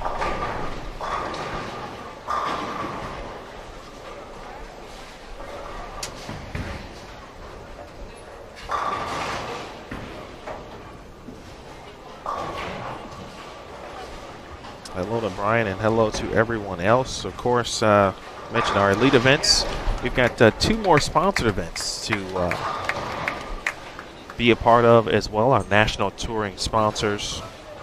One of them is BowlerX.com. It'll be the presenting sponsor at the Orlando Open.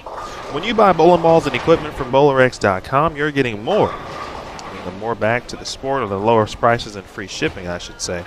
You're supporting the future of bowling. BowlerX.com gives more back to the sport than any other retailer. BowlerX.com for the love of bowling. Thanks to Lee and Krista Sant. We'll see them in Orlando. Last year they sponsored the Twin Cities Open. Thanks to all of our sponsors again. BowlerX.com, GoBowling.com, Nationwide, Pepsi, and Cubica AMF.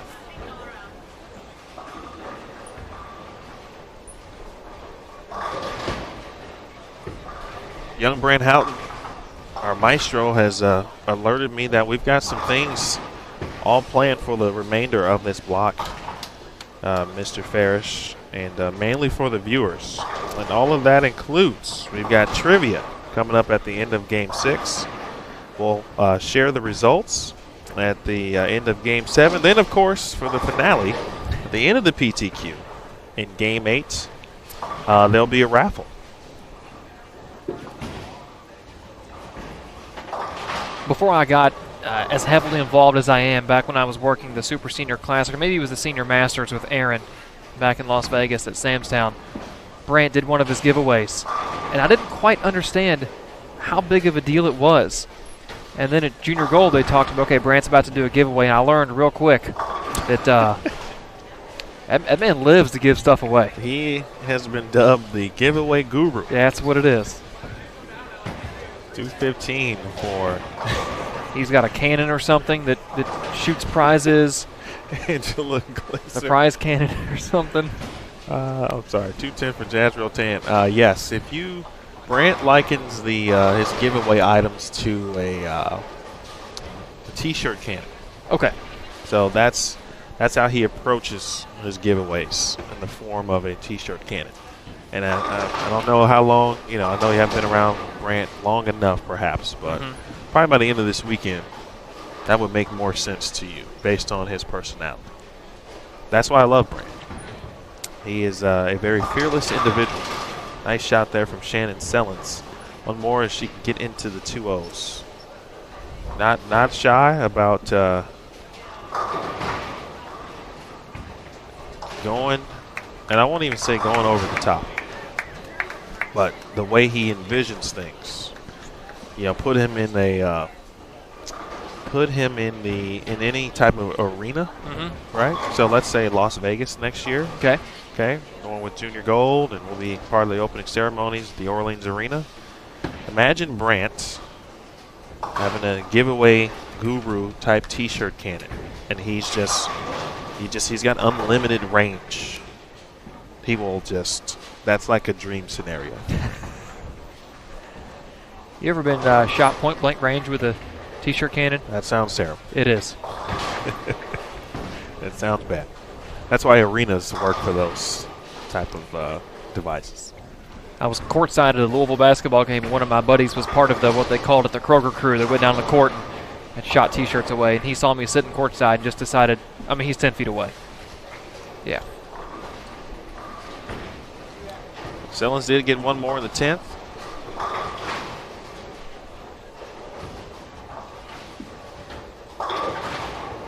We'll watch her fill shot feverishly because the scores will change. 203.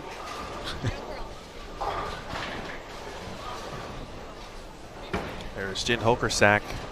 I mentioned Jen's story a little bit earlier, or not earlier, but earlier in the season, I should say. So many of you probably familiar still, but a refresher certainly wouldn't hurt. And obviously Daniel, new to the PWBA, so this will be fresh for you and good in case she does bowl the next couple of events. Jen is from nearby Orange, Connecticut, which is about 50 minutes or so from where we are here in East Hartford. Went to UConn, University of Connecticut, bowled back then collegiately, and was ready and set to go on tour.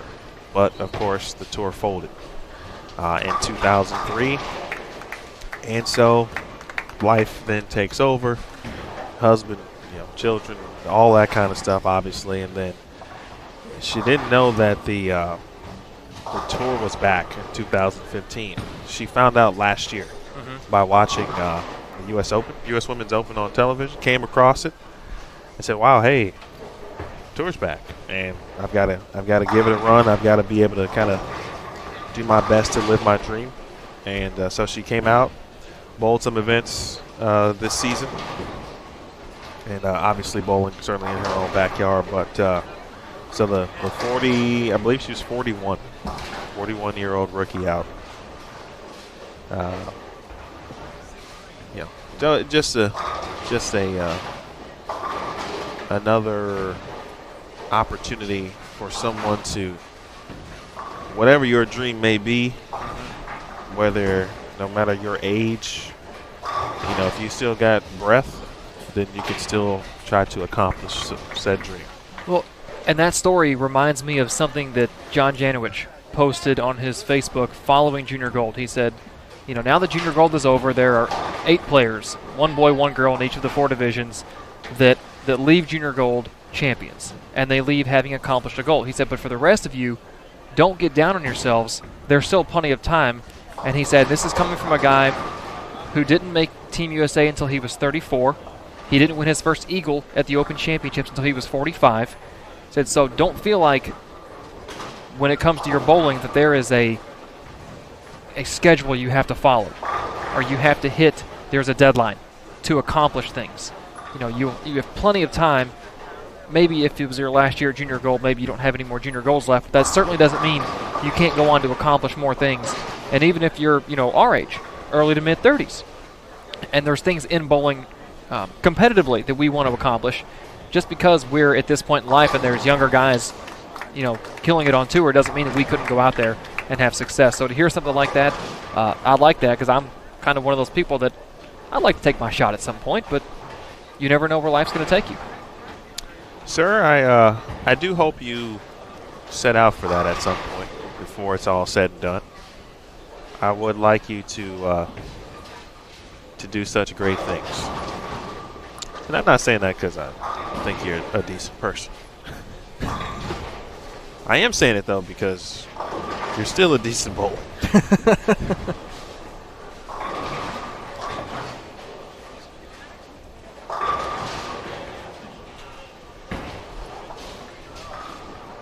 To the end of game number 5, so 13 and 14 obviously got out ahead. When I stepped aside for a moment, there was no bowling on like lanes 3 through 6, but looks like 3 and 4 seem to be around the 5th frame, maybe 6th frame. 5 and 6 are in frame 7, or heading into frame 8. Frame 9 for 9 and 10. So. Someone mentioned, or we had a brief convo about Lauren Pate, of course, in regards to siblings and was she related to Nick, and obviously here she is competing. Lauren recently graduated from McKendree. Was a multi-time national champion, NCAA and ITC, with the Bearcats. Going back to school, I believe she will begin in. Well, I guess it's August now, which is odd. It is. Wow. I believe she'll be beginning again in September, if I'm not mistaken, or at the end of the month. But going to grad school. I know she will be working, I believe, in. I wanted to say social work, but that's not it. I believe it has something to do with mental health. I'm going to double check that. Wanted to revisit real quick. I talked about Kelly Kulik back in Game 4, shot 235, and she'd struggled today. I know I gave the standings quite a bit ago after Game 4, but that bumped her up into 24th at minus 14, so that ball change in that big game helped pull her within, and I hate saying this as a commentator at bowling, because I do not mean the pun, but bring her within striking distance of that cut line. It's okay. Some puns are funny in bowling. Some are just simply unavoidable. Yeah. I think that's one of the ones that's unavoidable. Lauren shoots 198, hits 137. By the way, Lauren is going to get her degree in clinical mental health counseling to become a licensed professional counselor.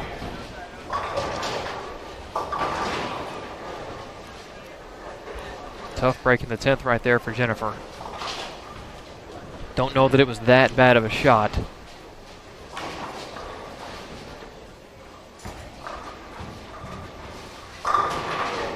Well, that's kind of it's one of the constants that we do see, obviously, on tour. No matter what pattern is out, distance, volume, etc. And many times it doesn't have to be that bad of a shot for you to, unfortunately, pay the ultimate price.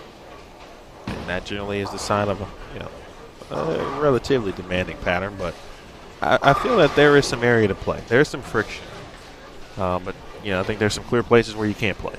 As well, at least shouldn't play. I won't say you can't, because folks do have extraordinary abilities to be able to do things that sometimes others cannot do. We've all been there, at least at one point probably in our bowling lives.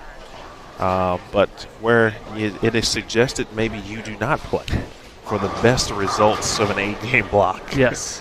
In that regard. Well, I watched a lot of that at Junior Gold. The pattern that was in my house turned out it was a 50-foot pattern. And just from watching the players, I could tell that it was a longer pattern. But they had guaranteed hook on 3-4-5. I don't know if that's something that Nick did or if it was the topography of the lanes or the lane surface, but those kids found hook on 3-4-5. And when they, the longer a pattern is, traditionally, the closer you want your break point to the head pin. So if it's a 50-foot pattern, you might want a break point down lane of, say, 12, 13, 14. But these kids freaked out when they didn't find hook. So they saw that hook on 3-4, and they just jumped out there. So they were playing an area of the lane all week that they shouldn't have been playing. Sure. But since they all migrated out there, they didn't break down the track area. They didn't break down 12, 13, 14. They broke down 3-4-5. And they spent 4 days straight playing an area of the lane, playing the out of bounds. Yeah, that was an interesting. I didn't get a chance to see it because I was not at that center obviously during the week, but I did hear that from not only from players and certainly others, and I really wanted to visually just see it. Being able to see your ball hook from one on a 50-foot pattern just sounds odd. Speaking of getting the ball to hook, Daria Payonk over on lane 10 finishing up in the 10th frame. 4-pin for Daria. And she is going to, with a spare, get to 202. We mentioned Daria's success last year, the first event out in our elite field events. We'll see what today will bring here in East Hartford. This will be her first game over 200 today of the first 5. She started out 99, 76, 77, and 59. And now presumably a 202 just left of her on lane 9. Kayla Mandy had a chance for 230 in the 10th. Went high, left the 6-7, but the 7 fell late. So Kayla with a makeable single pin to get into the 2-teen range. She's sitting just inside the cut. 10th place at plus 18. She converts that 6-pin. So a strike here would put her at plus 32 overall. Got to feel pretty good with 3 games left. Not a lot of wiggle room, but there's some freedom for movement there.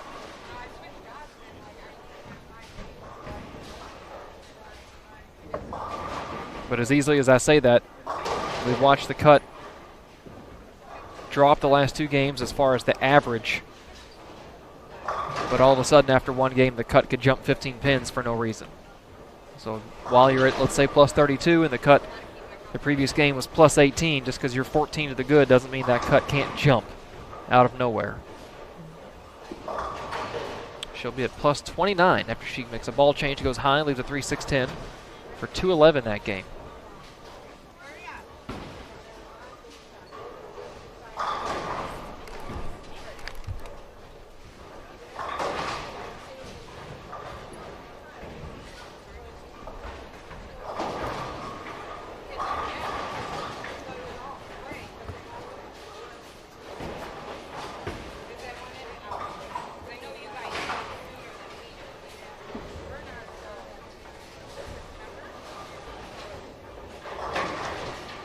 Olsen checking in.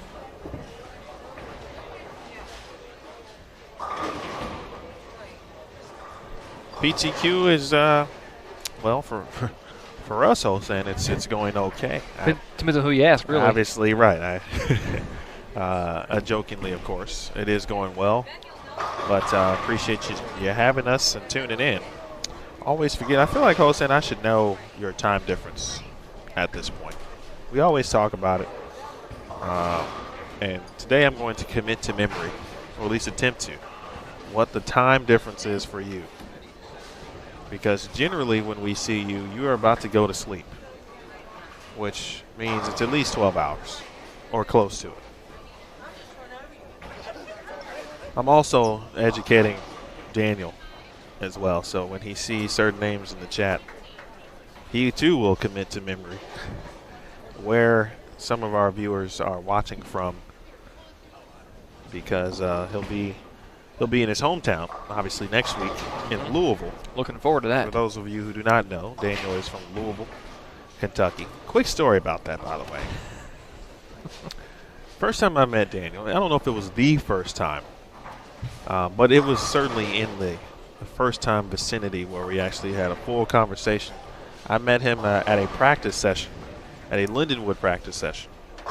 I also, full disclosure, Daniel and I were once teammates at Lindenwood University and roommates as well. So everyone knows how we actually met, why we know each other. We could have just certainly hired him off the street, and that would have been perfectly fine as well, because I tend to get along with everyone. You do. 11:37 in Hong Kong. Thank you, sir.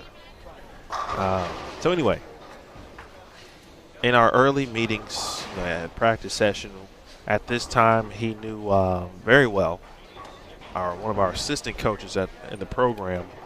We had grown up with, learned from, etc. He ran the pro shop in our respective practice facility. And so, met him, chatted, all that other stuff. So, and I don't remember when this actually happened. I just remember getting into the situation or the how to properly pronounce Louisville. The city name. And up until that moment, it was always Louisville. Yeah, I know it hurt you. It does. It was always Louisville. And because that's just what I knew. My dad had bowled many a tournament, too, at this point in Louisville. Okay, so in my head, this is what it is. And that man says, hey, and this is all paraphrased, because I don't remember how it actually went down. But let me just tell you, man, it's Louisville. And he had this very defined tone about it. It was clearly upsetting. Which, I would be upset too if it's just like someone pronounces my name. Hey, I get it. And so, which pains me when I mispronounce a name on the air. But from that moment on, it's been Louisville in my head, and I say it to people. I tell them. And I tell them the story. Hey, one of my good friends told me first day I met him, here's how he say it. He's from the city. If you got a little, I won't call it an accent because, people tend to mistake accents for when you're from a different part of the country and that kind of thing. But if I could give it the Kentucky Daniel Louisville. What I just say is that you swallow your tongue when you're saying it because you can't get that ooey out. Right. So that's what I say. Mike Dole checking in. MD, that is right, my man. 721, 725. Oh, this is just having a Lindenwood roommate situation right now for at least the next few minutes. Appreciate you tuning in, Mike, as always, my man. Probably watching a player or two of yours. I see you. My man Brian has been a day one viewer, as many have, but Brian has been a day one viewer across multiple platforms. And he always says kind words to me as well. Okay. Oof.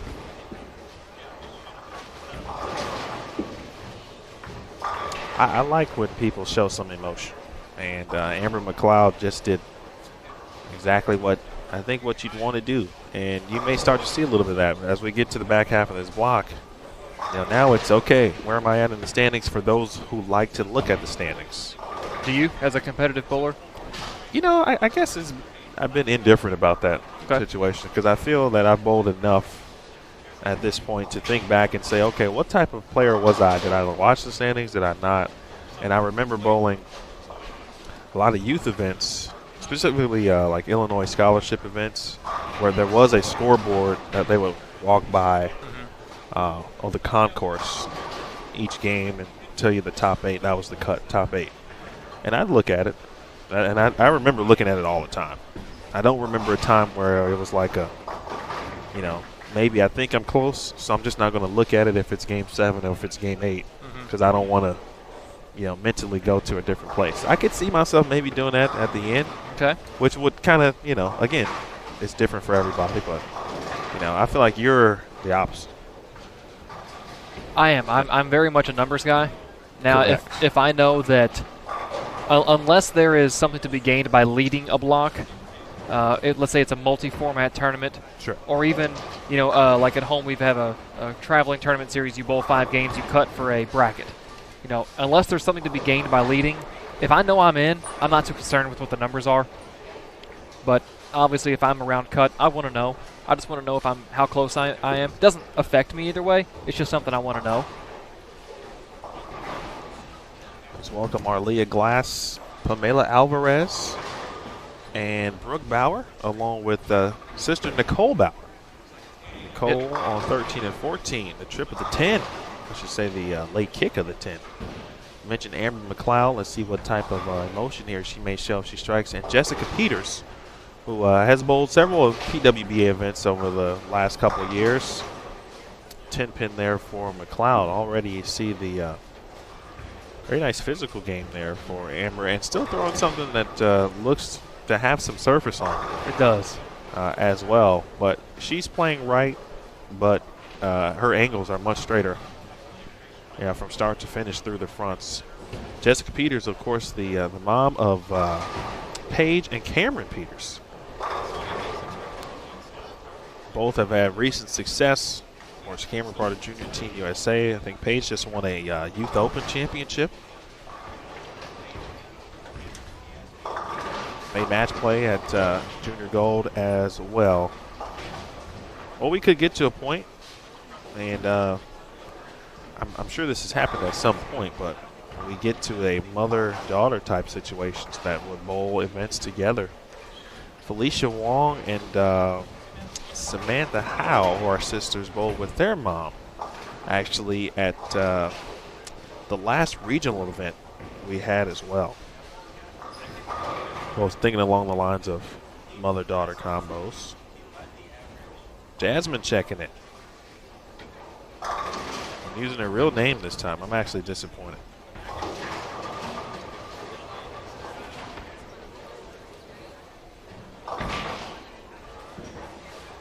If you are just tuning in, this is Game 6 of 8 in the East Hartford Open PTQ.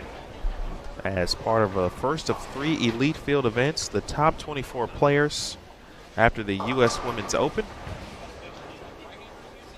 are essentially granted elite field status, meaning do not have to participate in the PTQ. This is a 32-player field. 24 of those spots are filled by those in the points list, again in the top 24. To fill out the rest of the field, the PTQ takes place prior to the beginning of the event. In a normal situation, we will have 8 spots available, but this week there are 3 players who were in the top 24 who could not compete, and so those spots then go to the PTQ. So today we are taking the top 11, which is obviously a bonus for those who are competing here in the PTQ. There'll be a PTQ next week in Louisville, and a same thing in Orlando. How many, of course, will compete in the top from the top 24? We'll find out. You know, last year when we have international champions, for example, Shayna Ung, who won last year, also won this year. when we get to this point, in many cases they are unable to make their way back and compete at this point. But we'll have to see, what might take place from an elite field standpoint, simply because Jazreel Tan is bowling the PTQ this week. She is from Singapore, as is Shayna Ung. Of course, Shayna and Sherry Tan were two players who were in the top 24, but we didn't expect them to potentially be here simply because of the travel perspective. They are also preparing for their appearance at the World Women's Championships, which will take place later this month in Las Vegas. So we may be able to see them at the end of the month, perhaps at the Players, depending on their schedule. Of course, Shayna Ung, by winning a title this year, guaranteed a spot at the Tour Championship, but could be similar to last year where prior commitments, or other commitments I should say, may force her to not be able to take that spot. So we'll see how it goes. See, that's something that I wondered, and I wouldn't ask you to go down the list of each international player, but I've always wondered how many of those players have residencies here in the States, or how many actually travel from Singapore, from the United Kingdom, from South America or Mexico, or how many live here and how many travel this far to bowl on tour. It is a common question, and a very smart one. So I would say, we'll start with Singapore, since we were just talking about those great athletes. They do travel back and forth, especially the last couple of years, and they tend to come in a 4 to 5, and depending on how much time they have, 4 to 5 events is how long they will stay. Okay. So generally around the first swing, so at the start of the tour into the Queens, and something like that. Last year was their shortest stint since I've been a part of the tour. They only were here for 2 events, the first 2, but they had they had several tournaments to prepare for. Whether it's Singapore, the Southeast Asian Games are very important in that area. The Asian Championships, so they had like back-to-back events that they had to get ready for. So this year they were out for 5, if my memory serves correct. In 2017. I believe, or 16. They did the same, kind of both 4 or 5 events, but came back late in the season. At the time, the U.S. Women's Open was later in the year. So they came back for that. And, of course, we're around for the Tour Championship. Same thing with Team Malaysia. They have very similar schedules to Team Singapore, except for there's very minimal overlap between Singapore and Malaysia when they are competing. Malaysia is generally kind of the second swing when they are out and about. Sandra Gongora, Mexico. She lives in Monterrey, Mexico. Obviously travels often and rooms with Clara sometimes as well. And so to cut down, I believe, on some travel sometimes. Maria, for example, Maria Jose Rodriguez from Colombia, but now lives in Texas. Diana Zavyalova is from Latvia. She lives in Texas. Verity Crawley, of course, from England, but head coach, or she's the assistant coach with SCAD, and so residence in Savannah. Also spends a lot of time in Kegel. So she is here in the United States for the majority of the year. Tanya Raumemper, actually, who has bowled very well this year in a couple majors, has used to go back and forth between the United States and Indonesia. But this year, she went to grad school at Mount Mercy, and so she has been in the United States almost the entire year. It's been a different thing for her. Tanya bowled pretty good at the OCs out in Vegas. She did. Absolutely. I want to say hello to Brenda. Brenda reached out via the Book of Faces and asked, was I going to be here? I am, Brenda. As I mentioned, surprisingly, yes. It was touch and go for a while, and it still is, for that matter. But, yes, we'll be here, so look Roll forward to seeing you. Okay, Amber McLeod making a run. We got some scores. We do. We got there, Daniel. Game 5, Haley Richard not only maintains her lead but extends it. Shoots 258, gets to plus 133, holds a 60-pin lead over Jen Higgins in second, who also shot 258. Game 5, Gigi Mason has been solidly inside the top 5 all day. She stays there. Third place, plus 63, Jazriel Tan. 5th game in a row at over 200, plus 60. Bridget Poplar, 214 last game for plus 49 in 5th. Kayla Crawford, plus 47. Stephanie Casey, plus 44. Jacqueline Evans, plus 44. Those two tied at in 7th. Both players in the 220s last game, so trying to not just stay inside the cut, but get further inside the cut and get away from that cut line. Jody Wessner, 179 last game after shooting a 240, but she is at plus 43. Kayla Bandy and Jillian Martin tied at plus 29. They are the cut line at 10th and 11th. Brooke Bauer, plus 21 in 12th. Kelly Kulik, back-to-back 230 games. She is at plus 20, just 9 pins out. Lauren Hoffman, plus 18. Danielle Niddle, plus 15. She is in 15th. And rounding out your top 20, Heather D'Erico, plus 14. Nicole Bauer, plus 7. Taylor Bultheis, plus 4. Shanna Chelpeski, plus 3. And even Shannon Sellens in 20th.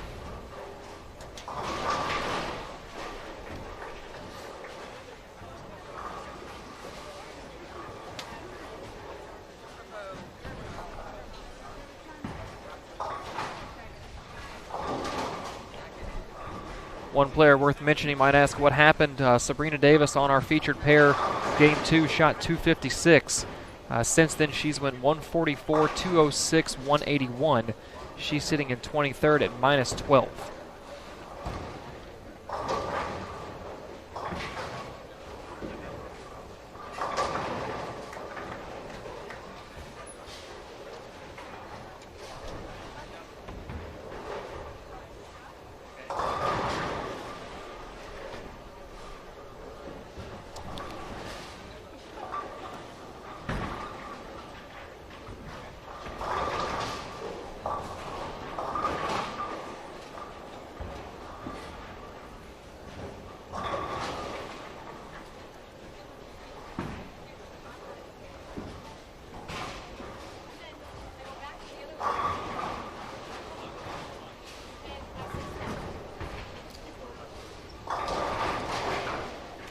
Couple of things, and maybe it'll be interesting actually to hear your answer on this, Daniel. Well, for me, I notice when I go to the bowling center each week, not that I'm looking for things. There's a roll of the 2 there for for Nicole, and she'll take that. But you know, I guess sometimes you just can't help it, right? You're seeing the way pins are moving.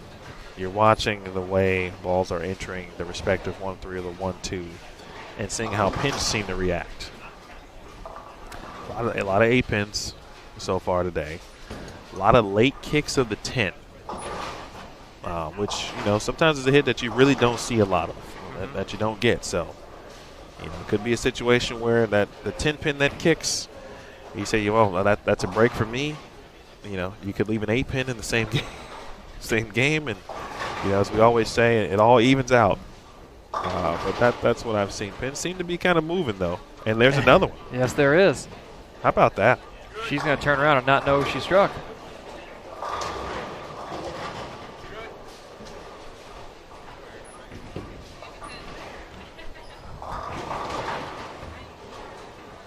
Yeah, and I think that what you're talking about, you noticed, at least on the lanes we've been watching, the 8 pins, the late kick on the 10, both of those translate into the ball not driving on the back part of the lane as hard as it should. Because if you leave an 8 pin, that means the ball hit the 1-3-5 and deflected. It did not keep driving through the pocket. It did not kick the 5 into the 8. You know, a flat 10, the ball burned off energy or rolled out at some point, and that goes back to what I was talking about. And then it looks like down lane, if you're playing further out, you're not going to have that crisp motion. I don't know if the back end's carried down, or if it's just the way they play the pattern, or maybe it's different pair to pair. But yeah, we have seen some of those weaker pocket hits. And when you slap out a late flat 10, or I guess at the next level, when I say next level, I mean the power level, some of the power players on the women's tour or some of the power players on the men's tour, when they scout a 10 pin, everybody sees the head pin fly off the wall and take out the 10, but what they don't notice is that 6 pin that just lays in the channel. Essentially, a scout 10 pin is a flat 10, and they carried it because they're a power player. They impart that many revs on the ball, and the ball puts that much energy onto the head pin when it hits, but that energy does not drive through the pins the way that the player wanted.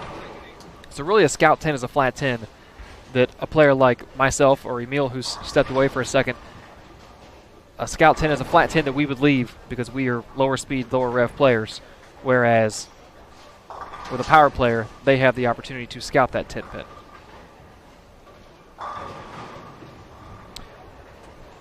Hosan, we are actually taking 11 from the PTQ today.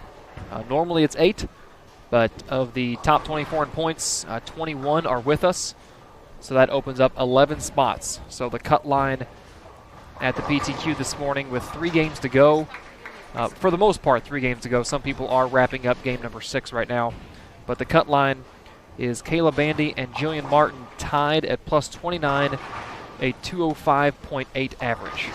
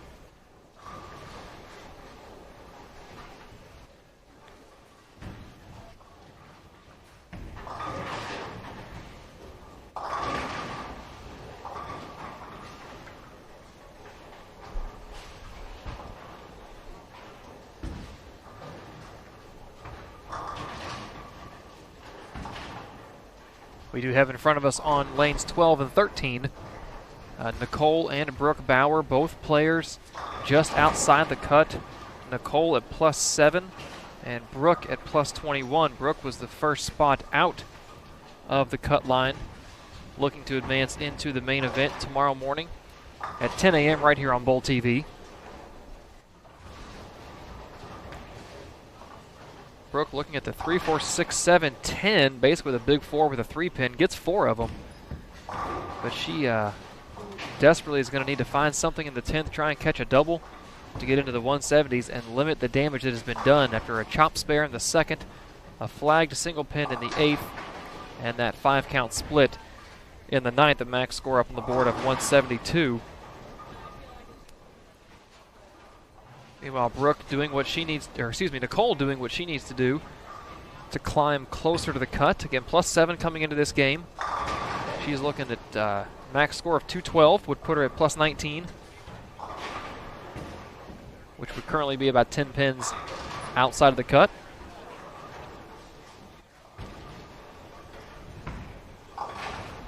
Converts that, no problem.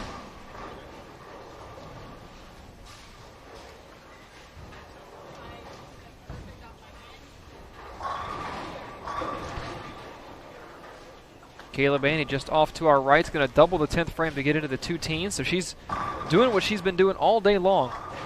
Game 1 was a 195, but everything after that, 208, 208, 202, 213, 211. And she's looking to bang out another 2-teen game right here if she can strike the fill. Looks like she's making a ball change.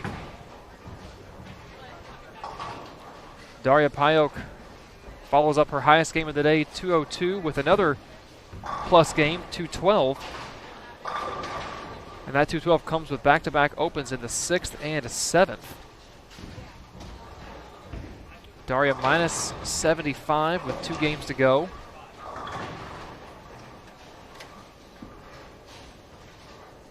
been a bit of a struggle for her here this morning. If my guess is not just Daria, but any of the other players watching how this pattern has broken down and how these players have been adjusting to it. If you're struggling on this, your break point's probably too far right.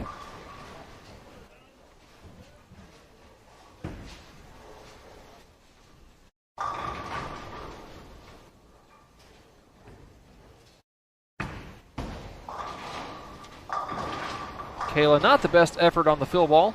Misses the head pin left, 6 count, that's okay. 209, gets her to plus 38. She's trying to creep ahead of that cut line.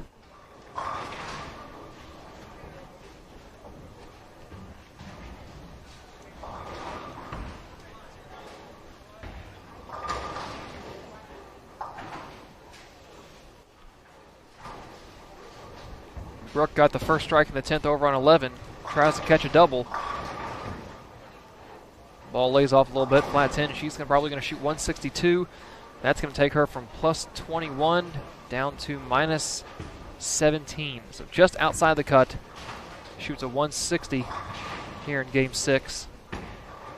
It's going to leave a lot of work out there, game 7 and 8.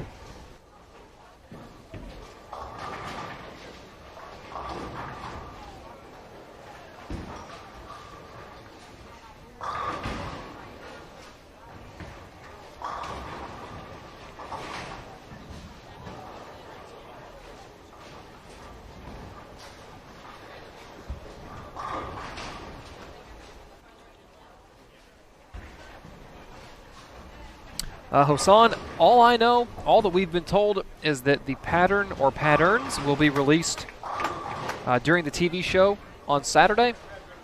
But as far as if the tournament pattern will be the same or different from the PTQ, I do not know.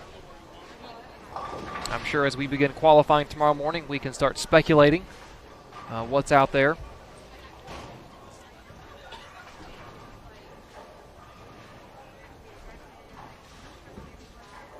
Rob chimes in, Poplar 231. That would put her at plus 80. She was already sitting in 5th place.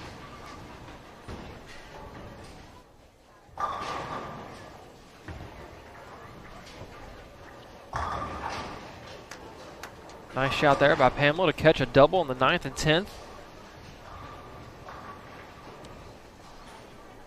Strikeout here would be 216 for her. Would get her to minus 18, be 1182.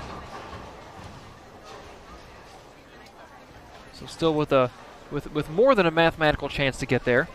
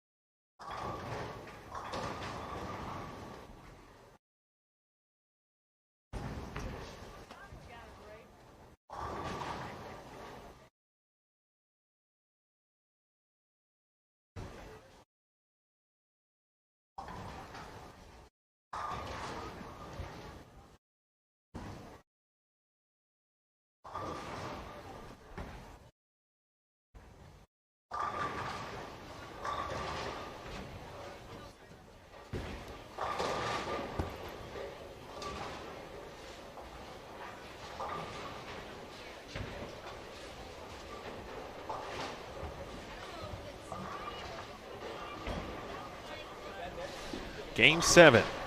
No, not of the World Series or the NBA Finals. Not just yet, but it is indeed Game 7 of the PTQ here, the PWBA East Hartford Open. Emil Williams Jr. with Daniel Farish, Aaron Smith, Jason Thomas, Curtis Von Kruger. Part of our Bowl TV video production crew this week. We'll have live TV on CBS Sports Network. My main man, Dave Ryan, will be in attendance. In fact, we'll hear Dave for the remainder of the season, barring any scheduling conflicts. Of course, shout out to Dave Lamont, who was available and has done great work, obviously, at Junior Gold. And if you have heard and watched some of those shows already, some of those young champions that we have seen, right now we don't know who Dave will be partnering up with, who the analyst and sideline reporter will be, of course. It'll depend on how things shape up from a competition perspective, of course. As you know, we have players who man those spots on PWBA shows, so we'll see how things go down in that regard. Big thanks to Tennille Milligan, our Director of Operations, Kathy Wadka, and handling, of course, our scores, and Kathy Kavicki doing some scoring right now, and also handles, of course, our on-site merchandise. Don't forget, fans, while on Bowl TV, stop by the lab and check out Team USA head coach Rod Ross as he breaks down several Team USA players in his new series called The Video Room. It is, I'm actually a few episodes behind. So I was looking at Bowl TV the other day, and we have Brianna Clemmer, I'm pretty sure, is the latest episode at that point. But always interesting to see how Rod breaks down players. He's talking about many of the Team USA players. And the Danielle McEwen video, that's one of Aaron Smith's favorites. But he starts from 2012, I believe, on the left of the screen, and on the right, 2018. And the differences, the improvements she's made from then until now, and what makes her who she is. So if you haven't checked out the Video Room, it's a good way to obviously learn, perhaps what to look for, even from the coaching perspective, and, what someone like a Rod Ross, a gold coach, and obviously one of the best in the world, and what he's looking for, even at this level. Because, you're on Team USA, they're expecting to be coached, want to improve as well. So always interesting to check that out. That is the Video Room, again on Bowl TV. That was the year that I was on Junior Team USA. Rod Ross was the head coach for Junior Team, and we got to spend a week at the Team USA training facility, which at the time was over in Colorado Springs. Now I believe they all trained out of the ITRC. But yeah, back then it was in Colorado Springs at the Olympic training facility, and we practiced at a bowling center that was on a nearby Air Force base. But Rod Ross, if I remember correctly, Kim Terrell and Kendra Gaines were the other two, the assistant coaches. And I couldn't go, point by point what all I learned in my week there, but I know that the things that I learned from not just Kim and Kendra, but from the main man, Rod Ross, was ways to approach bowling that I had never thought of before, or that I'd never been subjected to, so to speak. Ways to look at my physical game, ways to approach it mentally, psychologically. So I learned a lot in just my short 1 week there. And I'm just now starting to get caught up on some of the episodes and some of the stuff that we have here on Bowl TV now that I've got a little more free time. And it's a lot can be learned. I can vouch for it.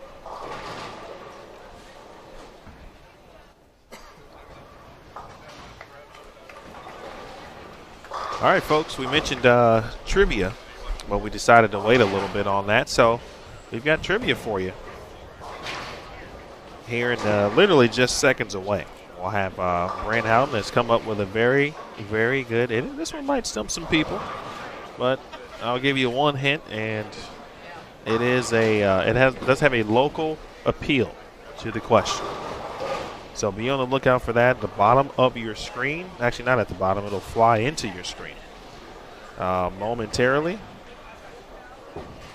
once that happens, we will go ahead and talk about you have scores through 6. So we do have scores through 6. So that'll be the order, hopefully.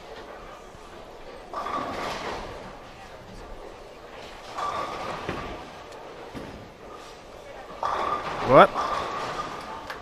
And let's just talk about scores now. Okay. Go ahead. After shooting .231 last game, Bridget Poplar jumps into the lead at plus 80. Haley Richard, we had talked about, was at plus 113 and was plus 133 and was 60 pins ahead after the previous game. She shoots 145 that game, still at plus 78, still in second place, still going to advance to tomorrow morning. Well, with 2 games to go, she's in a good position to advance to tomorrow morning. And Gigi Mason, again, stays inside that top 5, plus 74. Kelly Kulik, last 3 games, has shot 715 the last 3. She's plus 66 in 4th place. Jazriel Tan, plus 57. Taylor Bulthice, plus 52. Jen Higgins, plus 50. Kayla Bandy keeps knocking out plus games. She's at plus 38, sitting in 8th place. Jillian Martin, plus 37. Stephanie Casey, plus 32. And sitting in 11th place, the cut line, Heather D'Erico at plus 22. One name that was in the cut that has dropped, our leader after game 1, Kayla Crawford, opened the day with 266. She's currently at plus 8 after shooting 161 the last game. Nicole Bauer was on one of our featured pairs last game, shot 212. She gets to plus 19, sitting in 14th place. Only 3 pins out. The cut dropped 7 pins from the last game. Carrie Smith in 17th at plus 5. And Brittany Ferment is even in 18th. So the number of players even or plus dropped from 20 down to 18 after the last game. And as we start to get into the last game or 2 of this PTQ, swings are going to start to tighten up. Targets are going to start to get a little bit more narrow down lane, and you're going to see players start pushing when they might not necessarily have to, and that will cause scores to drop.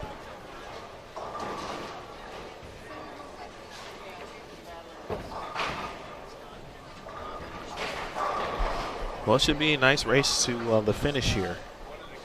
And again, 11 spots available to move on to tomorrow, where competition will begin at 10 a.m. 10 a.m. Eastern time. Be round 1 of qualifying, 8 games, and then very similar to what you would normally see in a standard event. We'll come back in the evening at 5 p.m. 8 additional games. We'll cut to the top 12. They will return for 6 games on Saturday morning. And then if you are unfamiliar with the elite events, now there is a bit of a break in between the end of the round of 12 and, of course, until the TV show. Obviously, a lot to finish up from the TV perspective, last-minute run-throughs, etc. But for those who are in the building awaiting the TV show, there is a Fan Fest during elite events. And the Fan Fest gives, again, fans literally the opportunity to test balls from many of our PWBA partners, brand and ball manufacturers who are partners with the PWBA, interact with. Probably don't qualify for the Fan Fest. PWBA, we can't go out there and bowl with these superstars. And that's a shame. It is.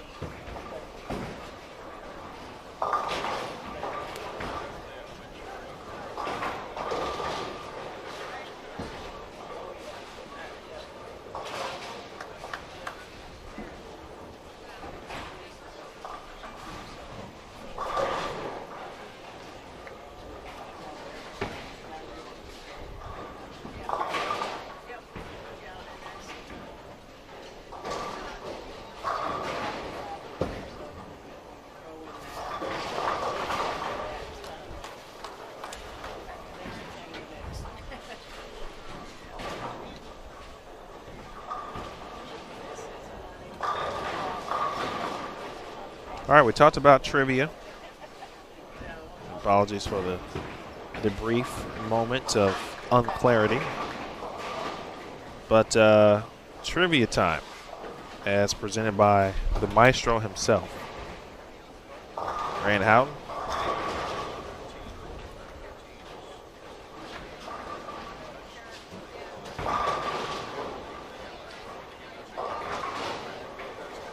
I mentioned the clue. There is some local appeal to this question.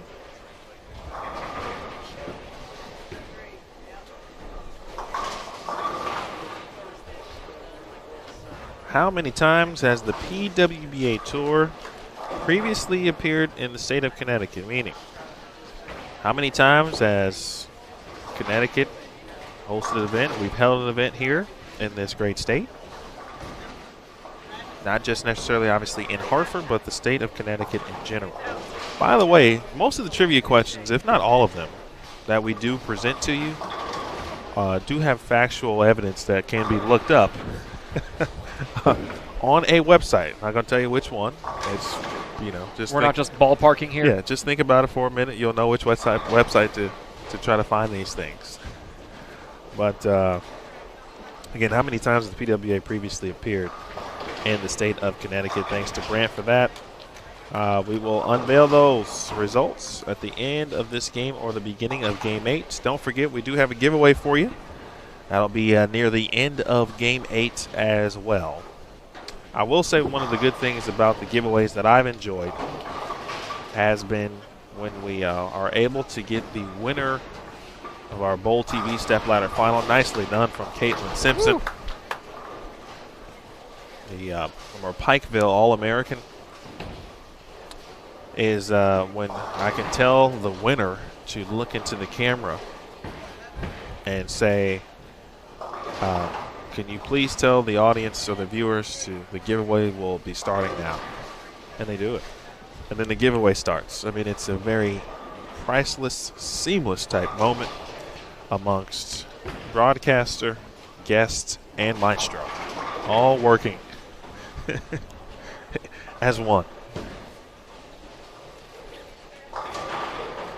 That's the kind of perfection we strive for. But it's only one way to go. Push. Good shot there. It looked like a good shot off the hand, I should say, from Irwin. 3-6-10. Janelle is someone who has bowled a few events every now and then, and when she does bowl, and you can see, wow, as the high flush 7 just stopped me in my tracks, as it did Caitlin Simpson. You don't see what we see off camera. She is just off the screen on the right side. But it's got that the top of that jersey still covering that mouth and keeping all any words of wisdom that she may be telling that 7-pin right now to herself. But speaking of Janelle, though, you can see that there's the supreme talent is there. Throws it very well. But the other thing we've learned, obviously, about some of our players, those who can bowl, they bowl when they're able to. Based on their schedules. And the tour, in its return, was really about being able to kind of best serve players with regard to their daily life at that point, because when you don't have something for that long, it's hard to just say, hey, well, I've just got to stop what I'm doing completely and then go on tour. That's just not feasible. But many have obviously figured out a way to work it into their schedule. Those who are able to bowl full-time manage that, and then obviously with their other full-time job as well. So, but again, I always like to see Janelle when she is out and competing. Well, I've noticed that it's more accessible. Yeah. The West Coast swing, now we're kind of going up and down the East Coast. It makes it easier to get there. If you can make it within a car's drive, it's a lot more feasible for someone to travel, I don't know, let's say from Kentucky to Florida than it is to go from Kentucky to Washington State, Kentucky to New Mexico. If you can keep it on one side of the country, like I said, West Coast swing, now we're on the Eastern Seaboard. We generally start at, or not start, because where we start could change depending on the year and how the schedule works out. Right. Another high flush 7. Saw that. So stone 8s. We've seen 8 pins. We've seen a lot of rolls of 2 pins. We've seen a couple rolls of 4 pins. We've seen the late kick on 10 pins. And we've seen a lot of high flush 7 pins that have stood. So things to keep in mind, so to speak, as you're watching from the viewer perspective. Final thought on the schedule. Once the schedule's complete, but we generally hit all areas of the country, generally speaking. Midwest, West Coast, East Coast, Southeast. But there is one region that we hadn't been to, at least in the return, or since the return. That was the Northwest, and we're going to do that next year in 2020. We'll be going to Spokane, and I'm very much looking forward to that. It's an area of the country that I haven't been to.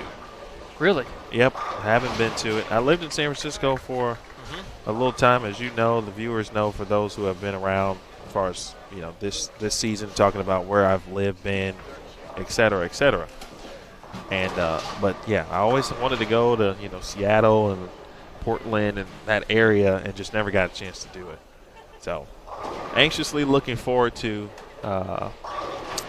you know, if I'm available and in the mix, because you never know what takes place. We got to take it day by day. But 2020, I'm looking forward to the Washington stuff. I'll tell you, I've spent 10 days of my life in the Seattle-Tacoma area. I've been out there twice for bowling tournaments, bowling with a buddy of ours from college, Ryan Council. And all you hear about Seattle is the rain. The rain, the rain, the rain. The 10 days I spent in the Seattle-Tacoma area, it didn't rain once. How about that? Now, the weather wasn't perfect. It was actually a little warmer than I expected. We didn't get rained on once.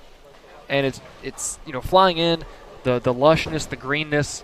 I mean, there's trees everywhere in the once you get out of obviously the downtown area, the Seattle area, and then down a little further south into Tacoma, is a beautiful area. A very nice part of the country. I haven't seen that in quite some time. The 3 taken off. The 136. Off the 136. I'm starting to get a little nervous about what we might see for the rest of the week. No, I like that weird stuff when it comes to bowling, man. I like seeing stuff like that. When I'm not throwing the ball. When I'm not throwing the ball. The right lane is not being kind to Caitlin Simpson. 9-pin after leaving a 7-pin in frame 7. What was 11th place again, Dan? It was plus 19. Plus 19. And that was who? Excuse me, plus 22 is Heather D'Erico.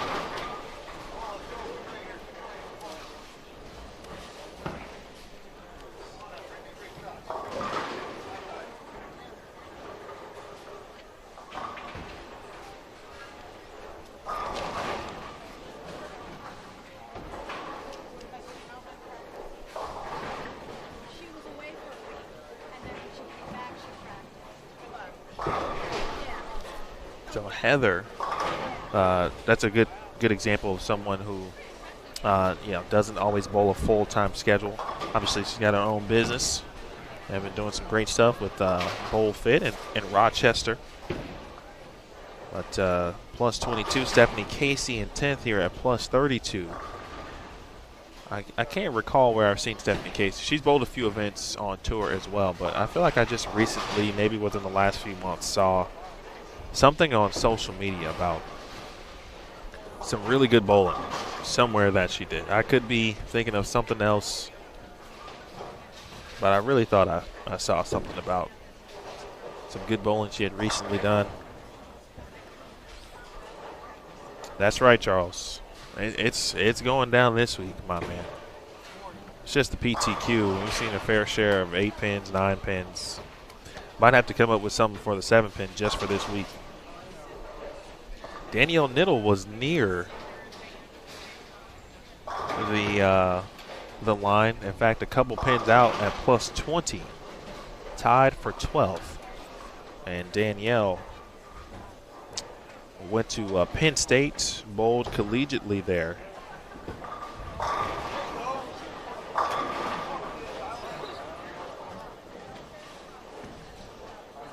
Is a meteorologist by trade, and also dabbles in radio also.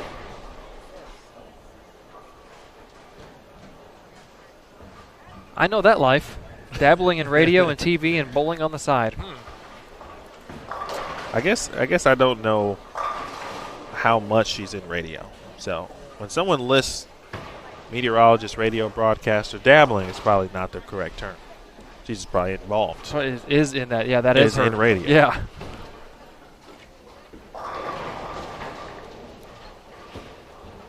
Simpson, can she kick a pin? Yes, she can. That's a tough game. I mean, she's going to be in the 2 teens. But it's one of those situations where, you know, you get a 7-pin to go down, you get a 9-pin to go down. And, you know, you're looking at 5 in a row. You're looking at 240. Well, the only silver lining to Caitlin's experience at Silver Lanes today is that those rough hits probably aren't going to cost her the cut, except for a 224 in Game 4. She struggled to start. The last 3 games, she's been 221, 91, 90. She's going to shoot 210 here, but she started the day 170, 156, 169. Minus 87 coming in, now minus 73. So while those hits probably aren't going to cost her a cut, it's kind of salt in the wound at this point. Unfortunately for Danielle, now a 4-7-10 to deal with. Best she can do at this moment is shoot 168, and that's with making the spare. Again, back in 2010, won the Allentown sectional qualifier to advance to the Intercollegiate Singles Championships, helping Penn State to some solid finishes. Penn State Classic and the Shippensburg Classic. She actually bowled around the time that we bowled. What year was it? She bowled actually at the same time that you definitely bowled. What year was it? 2008, 2007. In fact, her last year was 2010. My last year was 07-08. Was it really? 'Cause I sat out my senior year. Oh, yeah, that's right. You did do that. Over to our far left, if you saw it on lane 10, Jillian Martin fails to convert her second 310 in a row on that right lane. Is going to shoot 177. Jillian was at plus 37 in 9th place, now at plus 14 going into the last game.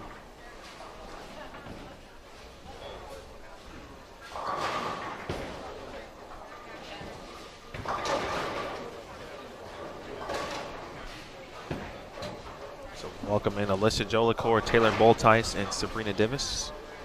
We saw this cross a little bit earlier today.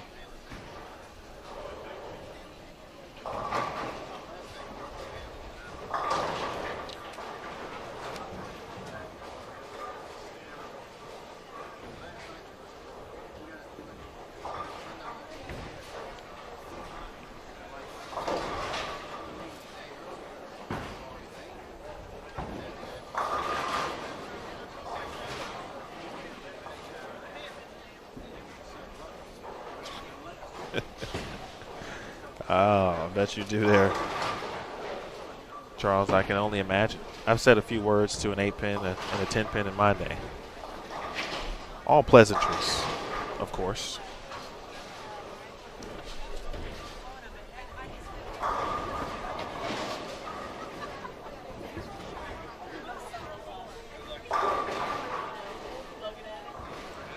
Taylor showing us why she's plus 68 and well inside the cut, starting off game 8 with a nice strike. Throwing a ball with a little more surface, I believe, than we've seen some of the players that are in that deep using today as it comes to the ball return. It's got a little more surface than I thought you might see in there, but with her ball roll, the way she gets more on the side of it, she might need something that's going to start up.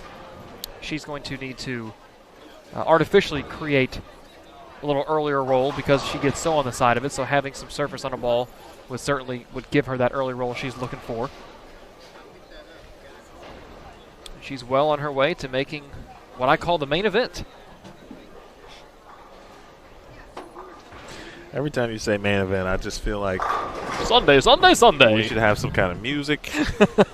There should be like a ball dropping from somewhere, like a smoke machine should be going off. I mean, maybe we can figure out a way to do that. We should create a graphic. Maybe we'll try to do that. Every time Daniel says main event, it's just a dun dun dun. Like the microphone should drop down for Michael Buffer. Or what's my guy's name? And for those of you who know, particularly in the chat, my man who does boxing PA, generally for Showtime boxing, and although I think was it Showtime or HBO who left the boxing game recently. I thought it was HBO that left. Very distinct voice. Michael Marcus checking in. My man. Good cross here on 11 and 12. A lot of recent collegiate players here, including Nicole Trudell, where she made the U.S. Women's Open show back in 2017. Carson Lukosius in a nice run at this year's Intercollegiate Singles Championships.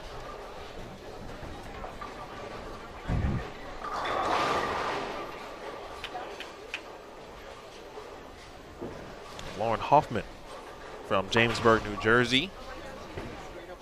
Carson is from Brick, New Jersey, and of course Nicole Trudell. They're nearby Bridgeport, Connecticut. This is a home event for Nicole. For all intents and purposes, bowls a lot in the area. NEBA events included. I want to go back to something we talked about earlier when we were taping down some wires. I saw a bowling bag, and the name tag on it said Brick, New Jersey.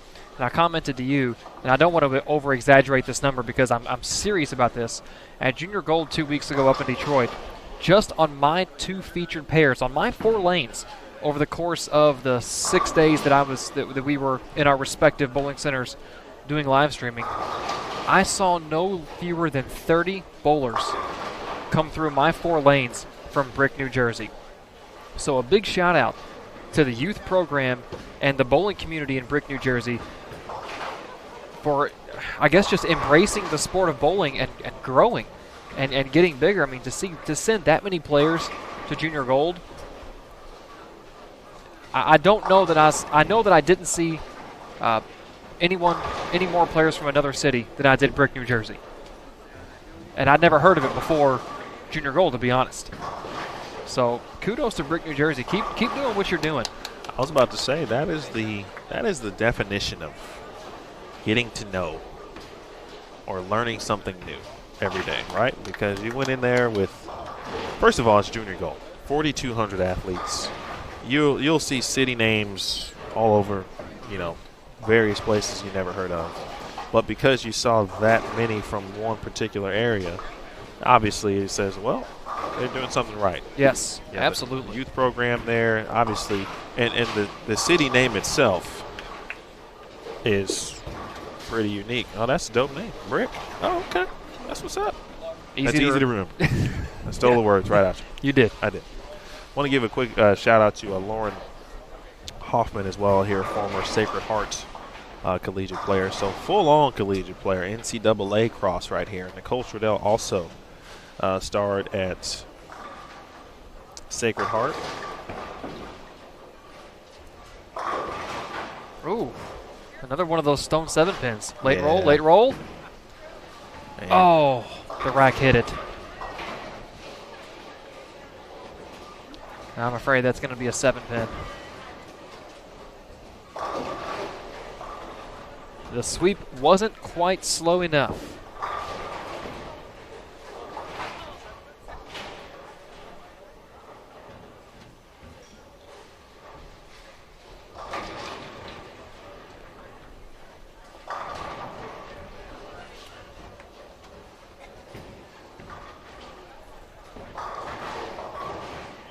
Carson went to Fairleigh Dickinson. For those who were wondering, mentioned the good run at the Intercollegiate Singles Championships. Lost in their semifinal match to Jordan Newham from Vanderbilt.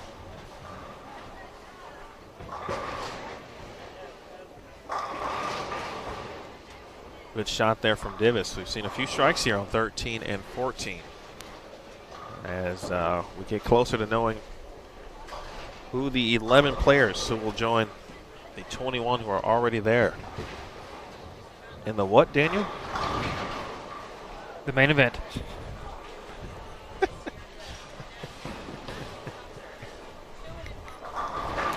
We do have game 7 results. 1 game to go.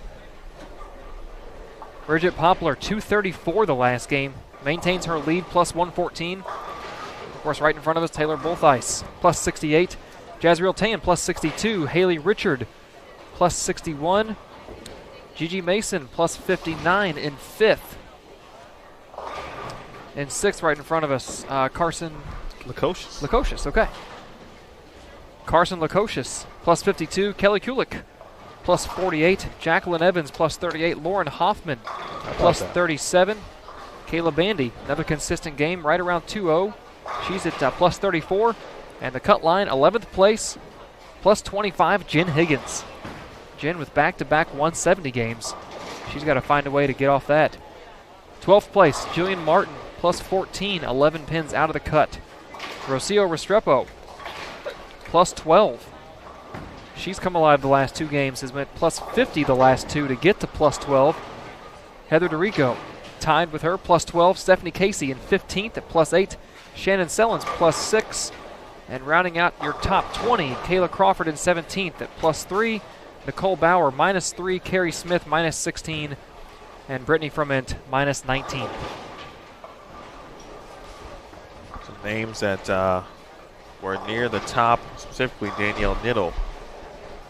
That 167 game hurt. She's down at a minus 23. Nicole Trudell at minus 27. Not completely out of it, but does need a big game, obviously, and some help. Another situation where we saw some players kind of have some success early and have struggled down the stretch. Brooke Bauer was just outside the cut after game 5 on one of our featured pairs in game 6. She shot 160, followed that up with 189. She's 25th at minus 28.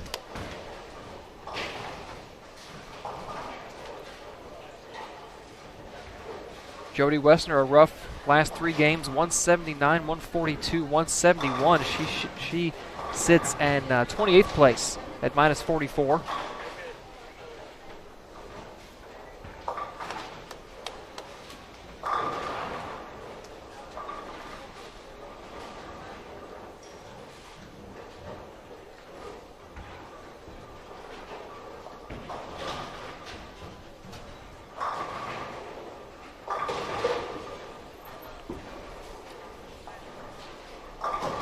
So a few players within viewing distance of us that are right around the cut. Of course, Lukosius right in front of us, plus 52. She's 27 pins ahead of the cut number. Really, you're looking at how far are they ahead of 12th place. And she's 41 ahead of Jillian Martin, who is just off to our right, over on 15 through 18. Jillian starts this game the front 3. She'll step up in the 4th frame momentarily on lane 15. You know, it was mentioned earlier, she was just a few pins away from making the cut at the U.S. Women's Open. Speaking of Jillian Martin, came down to the final game, and she gave it a run. And so she's in that same situation. Lauren Hoffman is in the number right now. Obviously trouble here in the 3rd, but pretty impressive game, again, from Jamesburg, New Jersey. We've seen a lot of players tend to be around, I would say 13 to 17, 18 at the arrows. And many were doing this on the fresh, too. It's been rare to see players kind of keep their angle straight and be playing right up the lane. Haven't seen too many. We've seen a couple. I've seen not the majority. Also curious, just because we haven't had a chance to check out what's been happening on the high end. What might be different, if anything. Just normal center characteristics may say that one side may play slightly different than the other. Those kind of things. Well, and anyone that you talk to in a bowling center, I mean, really, in any bowling center in the country or in the world, you talk to somebody who is locally from that area and bowls that center a lot, they will tell you that one end plays different than the other. Or a split house like this, one side plays different than the other. And that's just the characteristics of the building. It could be something It could be something as difficult to understand as lane topography, or it could be as simple as airflow through the building. I remember, 7, 8 years ago, my dad and I went to a bowling seminar, and one of the featured speakers was talking about all the things that affect the oil on the lane and the ball motion. And they talked about, obviously, the shape of the pattern, the volume, how it's run, the topography of the lane. They talked about airflow in the building, not just the vents, but lanes that sit in front of the doors to the building, whether you're on the ends or in the center. Definitely on that. They talked about something, and this was less than 1% of how it affects ball roll, is the color of the bowling ball. So there are so many things that affect ball motion that a typical league bowler just, and I'm not saying doesn't or couldn't understand, but just doesn't realize. And really over the last 3 or 4 years, the talk of lane topography has become more mainstream in some of these big tournaments. Now, rarely do you bowl an event where topography is open to the bowlers to see. It's one of the things we offer at the Open Championships that I learned a lot about this year at South Point. But that's a very important discussion. It can show you on the lane an area of the lane that may be more conducive to your ball hooking, or an area of the lane that, regardless of the pattern, you may want to stay away from there because of how the lane itself is shaped.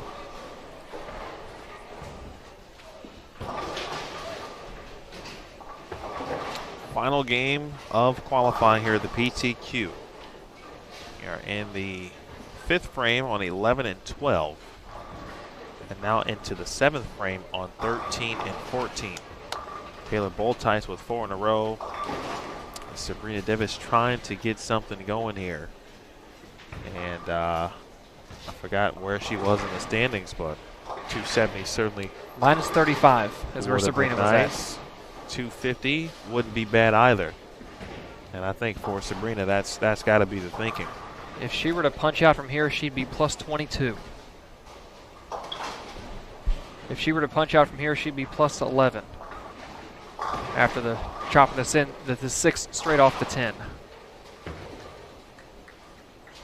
All right, folks, let's let us throw out the trivia results, so you can see if you were correct in your answer. The maestro will deploy, and then after that, we'll get you ready for our first raffle of the East Hartford Open, our first giveaway.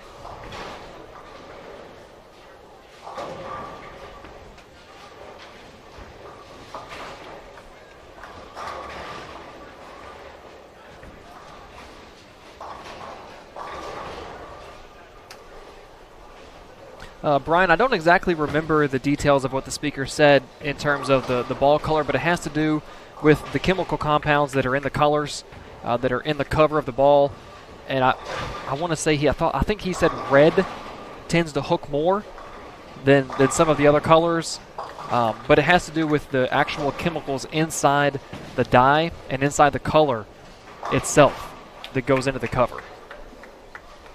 Like I said, it was less than 1% or less than 0.5% as far as the overall makeup of what affects ball motion, but that is a very, very small factor, which is nuts.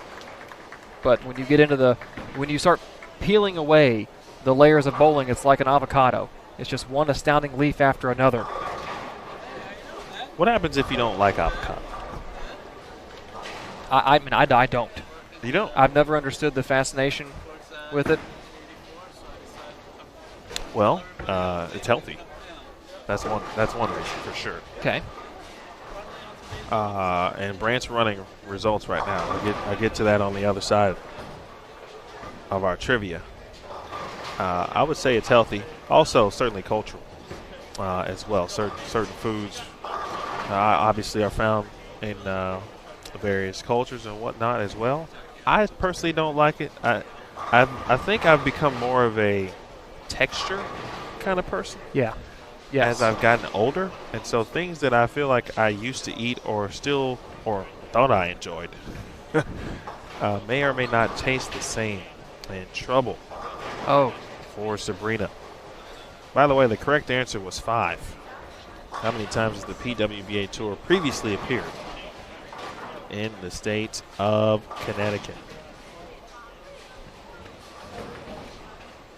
Well, Chris, I don't like chocolate either.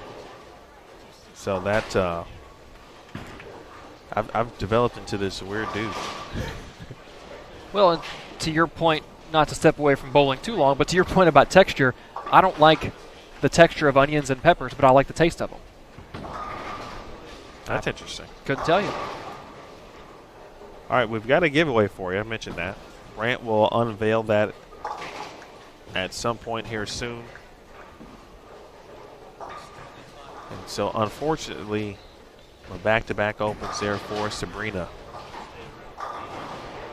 Unless there is a big change around the cut number. All but in her opportunities. Looks like Aaron Smith's got some information.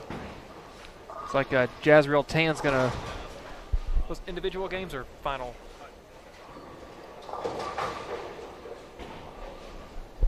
Jazriel Tan finishes her 8-game block. Shot 180 the last game to get to fall to plus 42. Haley Richard jumps up to plus 79. Shot 218 the last game.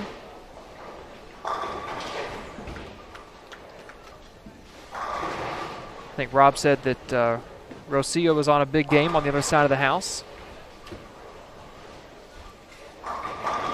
Or some players in front of us looking at the cut. Taylor was at plus 68.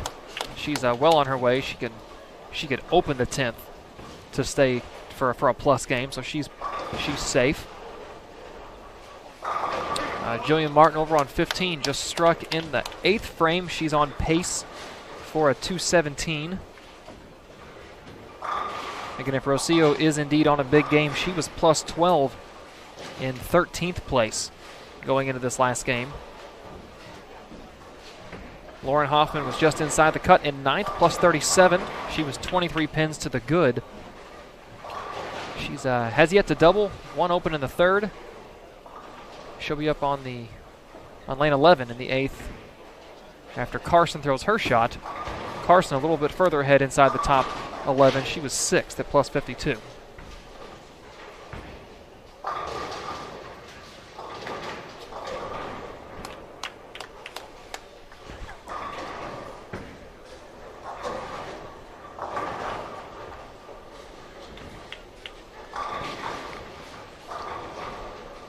Wrapped in for Taylor Boltice. What's up, Ray? Appreciate you tuning in. Unfortunately, Ray, from a live event perspective, we only got a few frames left of PTQ, but you can go back and watch the archive if you'd like. It'll be available a few minutes after we get done here as we approach 1 o'clock Eastern time here in East Hartford, Connecticut. Just a note for the schedule for the remainder of the weekend. Competition will begin Friday and Saturday morning at 10 a.m. Eastern time. Hold on, ball. 10 a.m. Eastern time tomorrow for round 1 of qualifying, again in the full field for the main event, as Daniel would say. And then 5 p.m. round 2 tomorrow night. Round of 12 will begin Saturday morning at 10 a.m. Eastern time. Chris, you make sure that you don't be calling me out in your Facebook group, of which I'm not a part of. So if you don't call me out like you do, man, hey, just say it to my online face.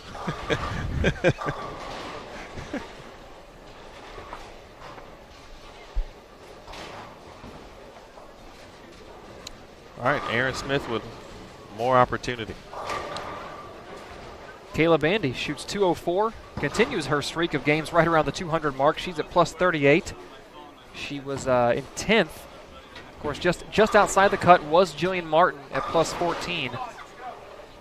She's looking to shoot. She goes 10 pin in the 10th. Spare strike would give her 226, would put her at plus 40.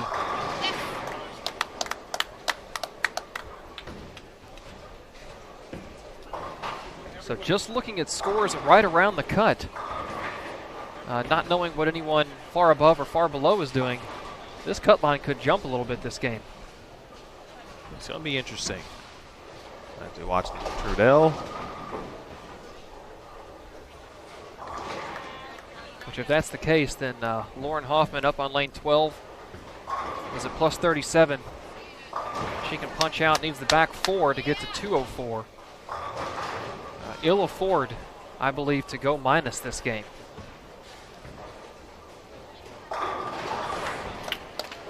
Quality shot after a hard wrap 10 in the 8th.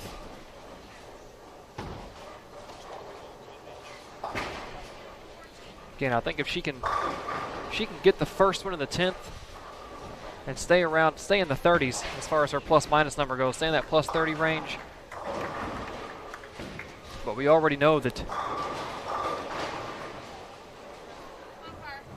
Jillian Martin misses the 10 pin. I did not see that. Misses the 10 pin in the 10th to finish at plus 28. That's going to be close. 2 missed single pins that game for Jillian. 1 in the 5th, 1 in the 10th.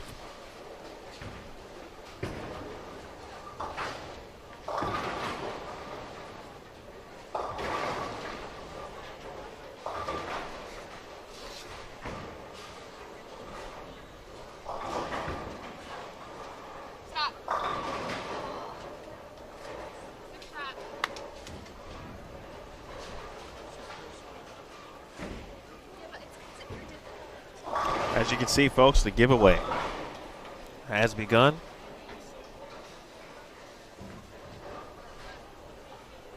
I'm not sure what Kelly, I know she just left Kulik, that is. She just left the 710 in the 10th frame.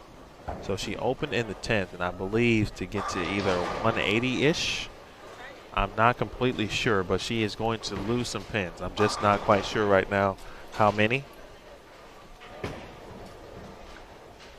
So as of right now, based on what you just talked about,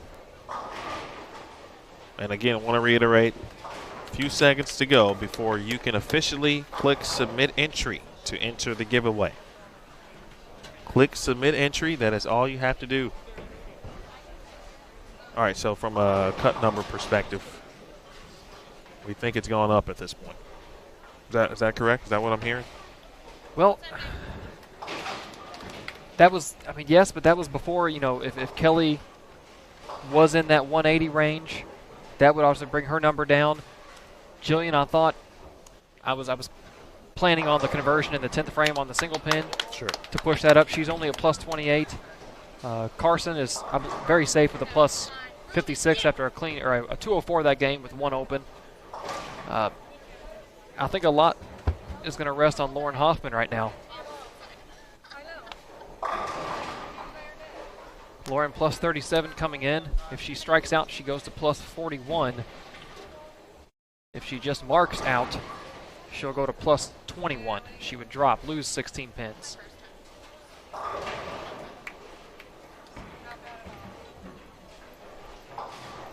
Also, Jacqueline Evans to our left is at plus 38. She can punch for 204. Her shot over on lane 9 leaves a 4 pin. The best that she can do is going to be plus 22. So Lauren here can jump Jacqueline Evans if she strikes. What a shot. Quality shot. I tell you, man, that area of the lane has been in play. Congrats, Charles, by the way. Not my name either, Brian. That's right. I haven't seen my name come across this thing for a win at all. I might have to talk to Brant. Not sure what the problem is. Probably a reason for that. I click Submit Entry every time. Do you? Absolutely. I'm trying to win. I'm just playing. That's a joke. I'm not eligible. It would be my luck if I accidentally did click the button. That'd be great. My name would come across, and then. Got that one a little right. Uh-oh. Uh-oh. Uh-oh. Bang. That could be a main event type roll of the 10. I believe so.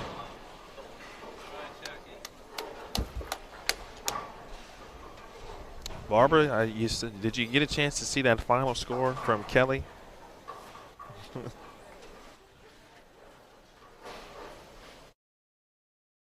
You mentioned you were watching her down on, I think she was on 5 and 6. Chris is always looking for an excuse.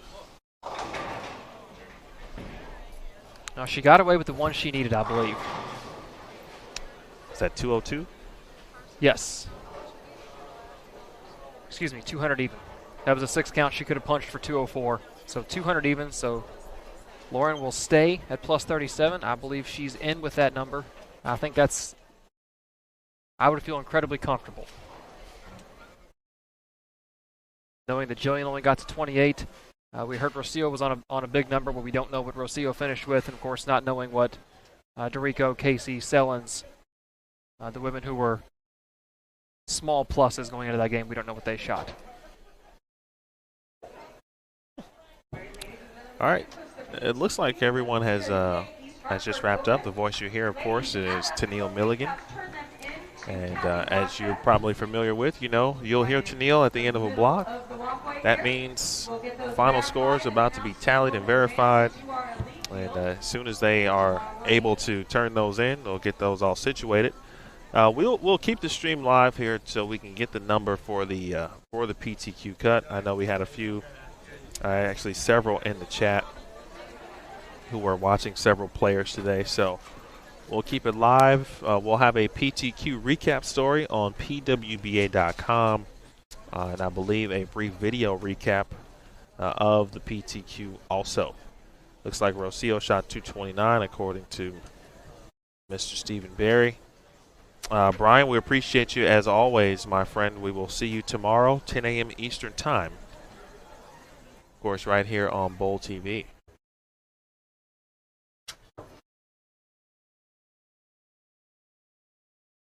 You said 229 for Rocio is what we... According to the chat. To Stephen in the chat. That would put her at plus 41, so she would jump Jacqueline Evans and jump Lauren Hoffman. Kayla Bandabino finished at plus 38. So Kayla also jumped Lauren. Or excuse me, jumped Jacqueline, but not... Or no, jumped Lauren, because Lauren finished at 37 with that 6 count in the fill. Man.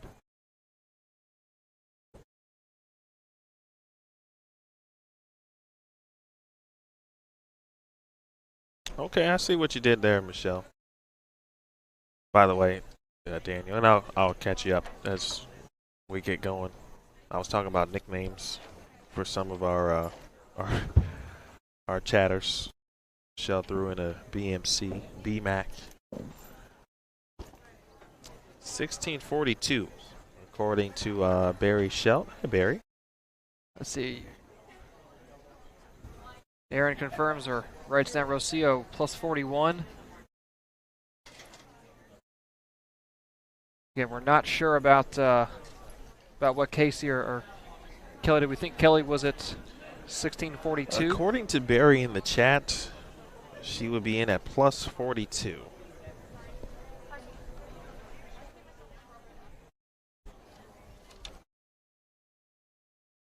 So I guess we could be looking at, depending on what Jen Higgins did. Plus 11. Plus 11 for Jen Higgins.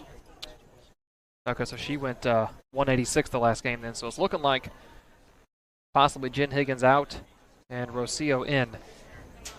Again, not knowing what Heather DeRico, Stephanie Casey, Shannon Sellens did. And if that's the case, then those 2 single pins last game may have, in fact, cost Jillian Martin a spot at the main event tomorrow. Entering the event, entering game 8, it was plus 25, Brandon, as far as the cut number. Plus 25, again, top 11. And right now, it's, well, what do we say? Rocio at plus 41, Kelly at 42. I think we're thinking it's going to be Lauren at 37. You're right. She remained even. Yeah. And then Kayla got to 38. Roland, how you doing, my man? Well, all intents and purposes, I'm not sure what Gigi shot, but it would have to be something, essentially less than 170. Actually, 175. Well, and Hoffman fell into the low to mid plus 20 range. So if Hoffman fell below Martin, Martin may be in. I forgot about Lauren not striking that, or excuse me, Jacqueline Evans not striking that first shot in the 10th. That put her in the mid 180 max range.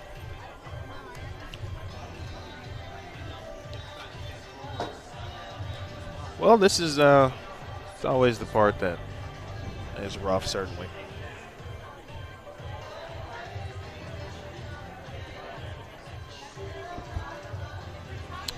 Jackie, she could have punched the 10th for 204. She left the bucket, and after that I did not see if she converted it or not. So she could have shot max score of 184. So the highest possible number for Jackie Evans would have been plus 22.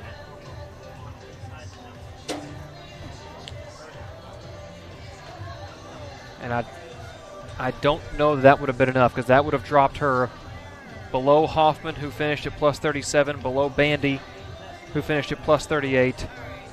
Jen Higgins finished at plus 11, but then Jillian Martin got to plus 28, and Rocio got to plus 41.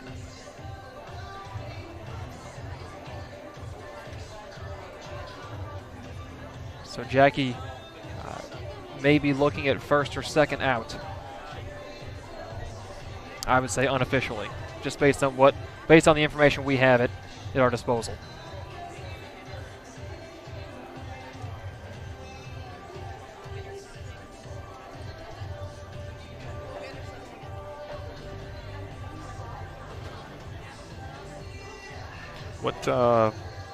What pair was she on? Do you remember? Who, Jackie? Yeah. She nearby, right? She was 7 and 8, maybe 9 and 10.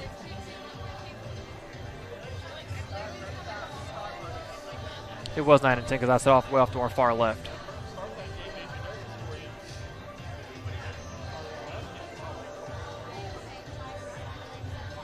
Sandy, we don't know. Shannon was plus 6 going into the last game, 19 pins out of the cut, and we do not know what she shot the last game. So we are waiting on the final scores to be verified right now, as everyone has finished game 8 here at the PTQ, and we're just waiting on the final cut number.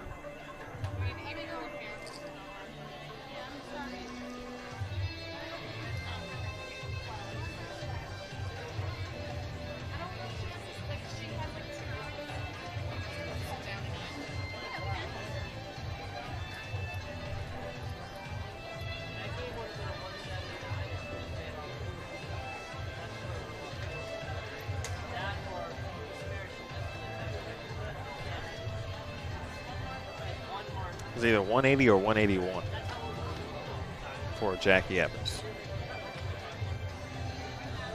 So Jackie was either plus 20 or plus 21 then. Okay.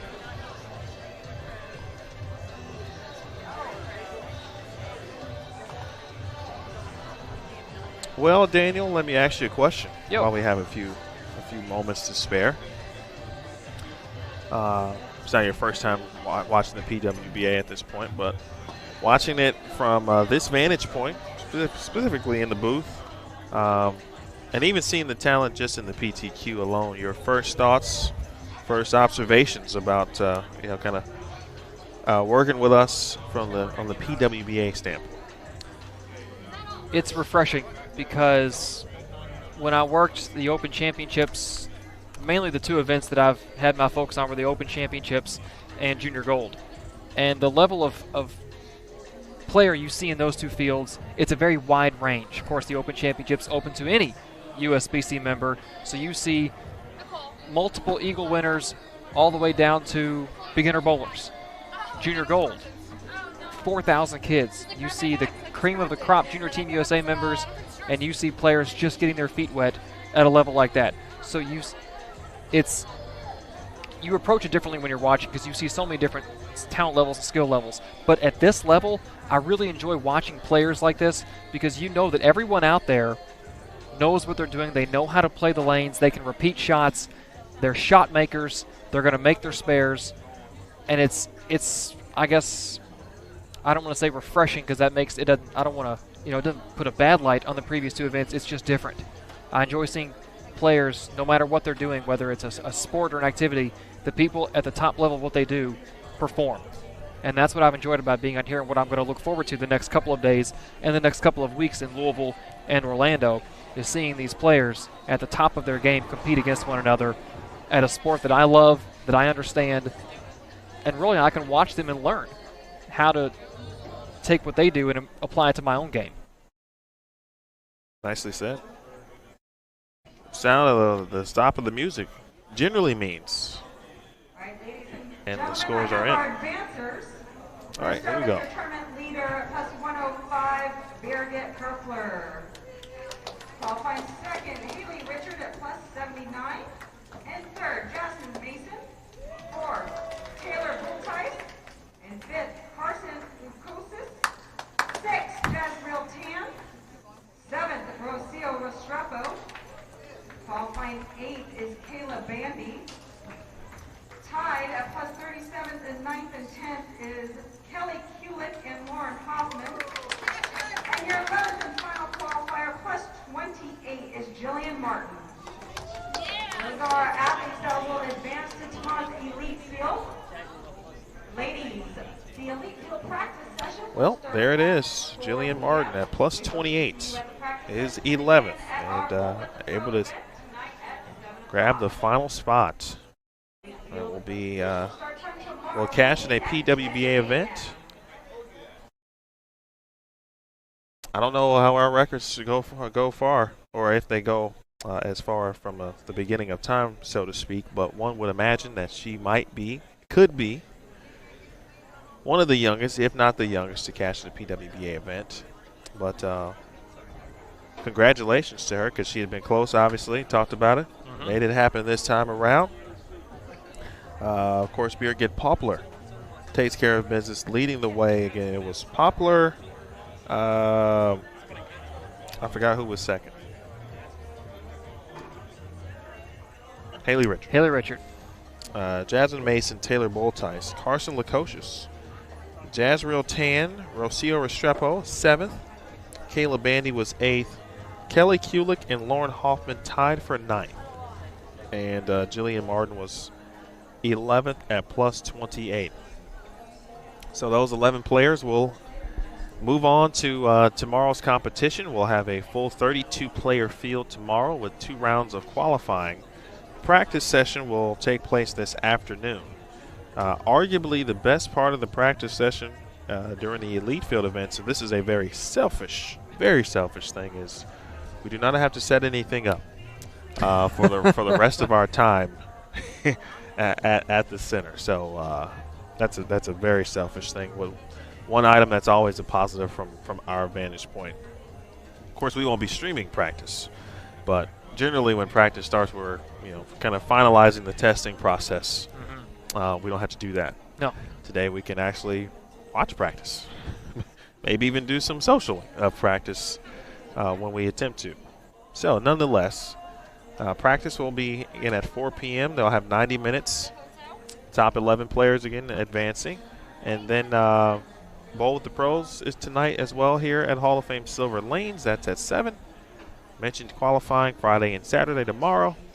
And, tomorrow 2 rounds of qualifying. Round of 12 is Saturday.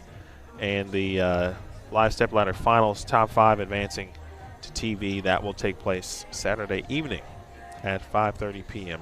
Eastern Time. Any final thoughts? I'm looking forward to this elite field. Seeing the top 24 in points, or the top 21 of the top 24, the 11 we advanced from this morning. It means you're getting a full field of players who know how to break the lanes down. You're gonna see transition. You're gonna see how this pattern is meant to be played, and I think that's when we're gonna start to see the numbers come up. Well, that'll do it for us. I want to thank Brant Howden, our maestro, and as well as Aaron Smith, Jason Thomas. I want to thank Daniel Farish. First time in the booth from a PWBA perspective, and he will be here with us not only for the rest of the week, but through the Players' Championship. So get used to hearing the voice of Daniel Farish, and if you don't hear mine, do not panic. that just means that I've got a child, which is great. And I'm looking forward to that. So the countdown is always on for me, but I anticipate being here tomorrow. In fact, I'm guaranteed to be here tomorrow. Guaranteed to be here tomorrow. Tomorrow afternoon could be a close one.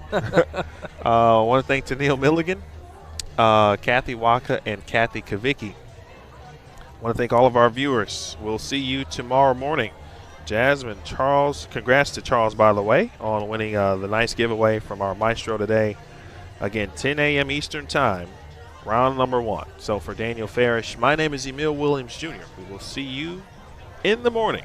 This has been a presentation of the PTQ, the PWBA East Hartford Open. You watched it live and you watched it only on Bowl TV. Have a great day, folks.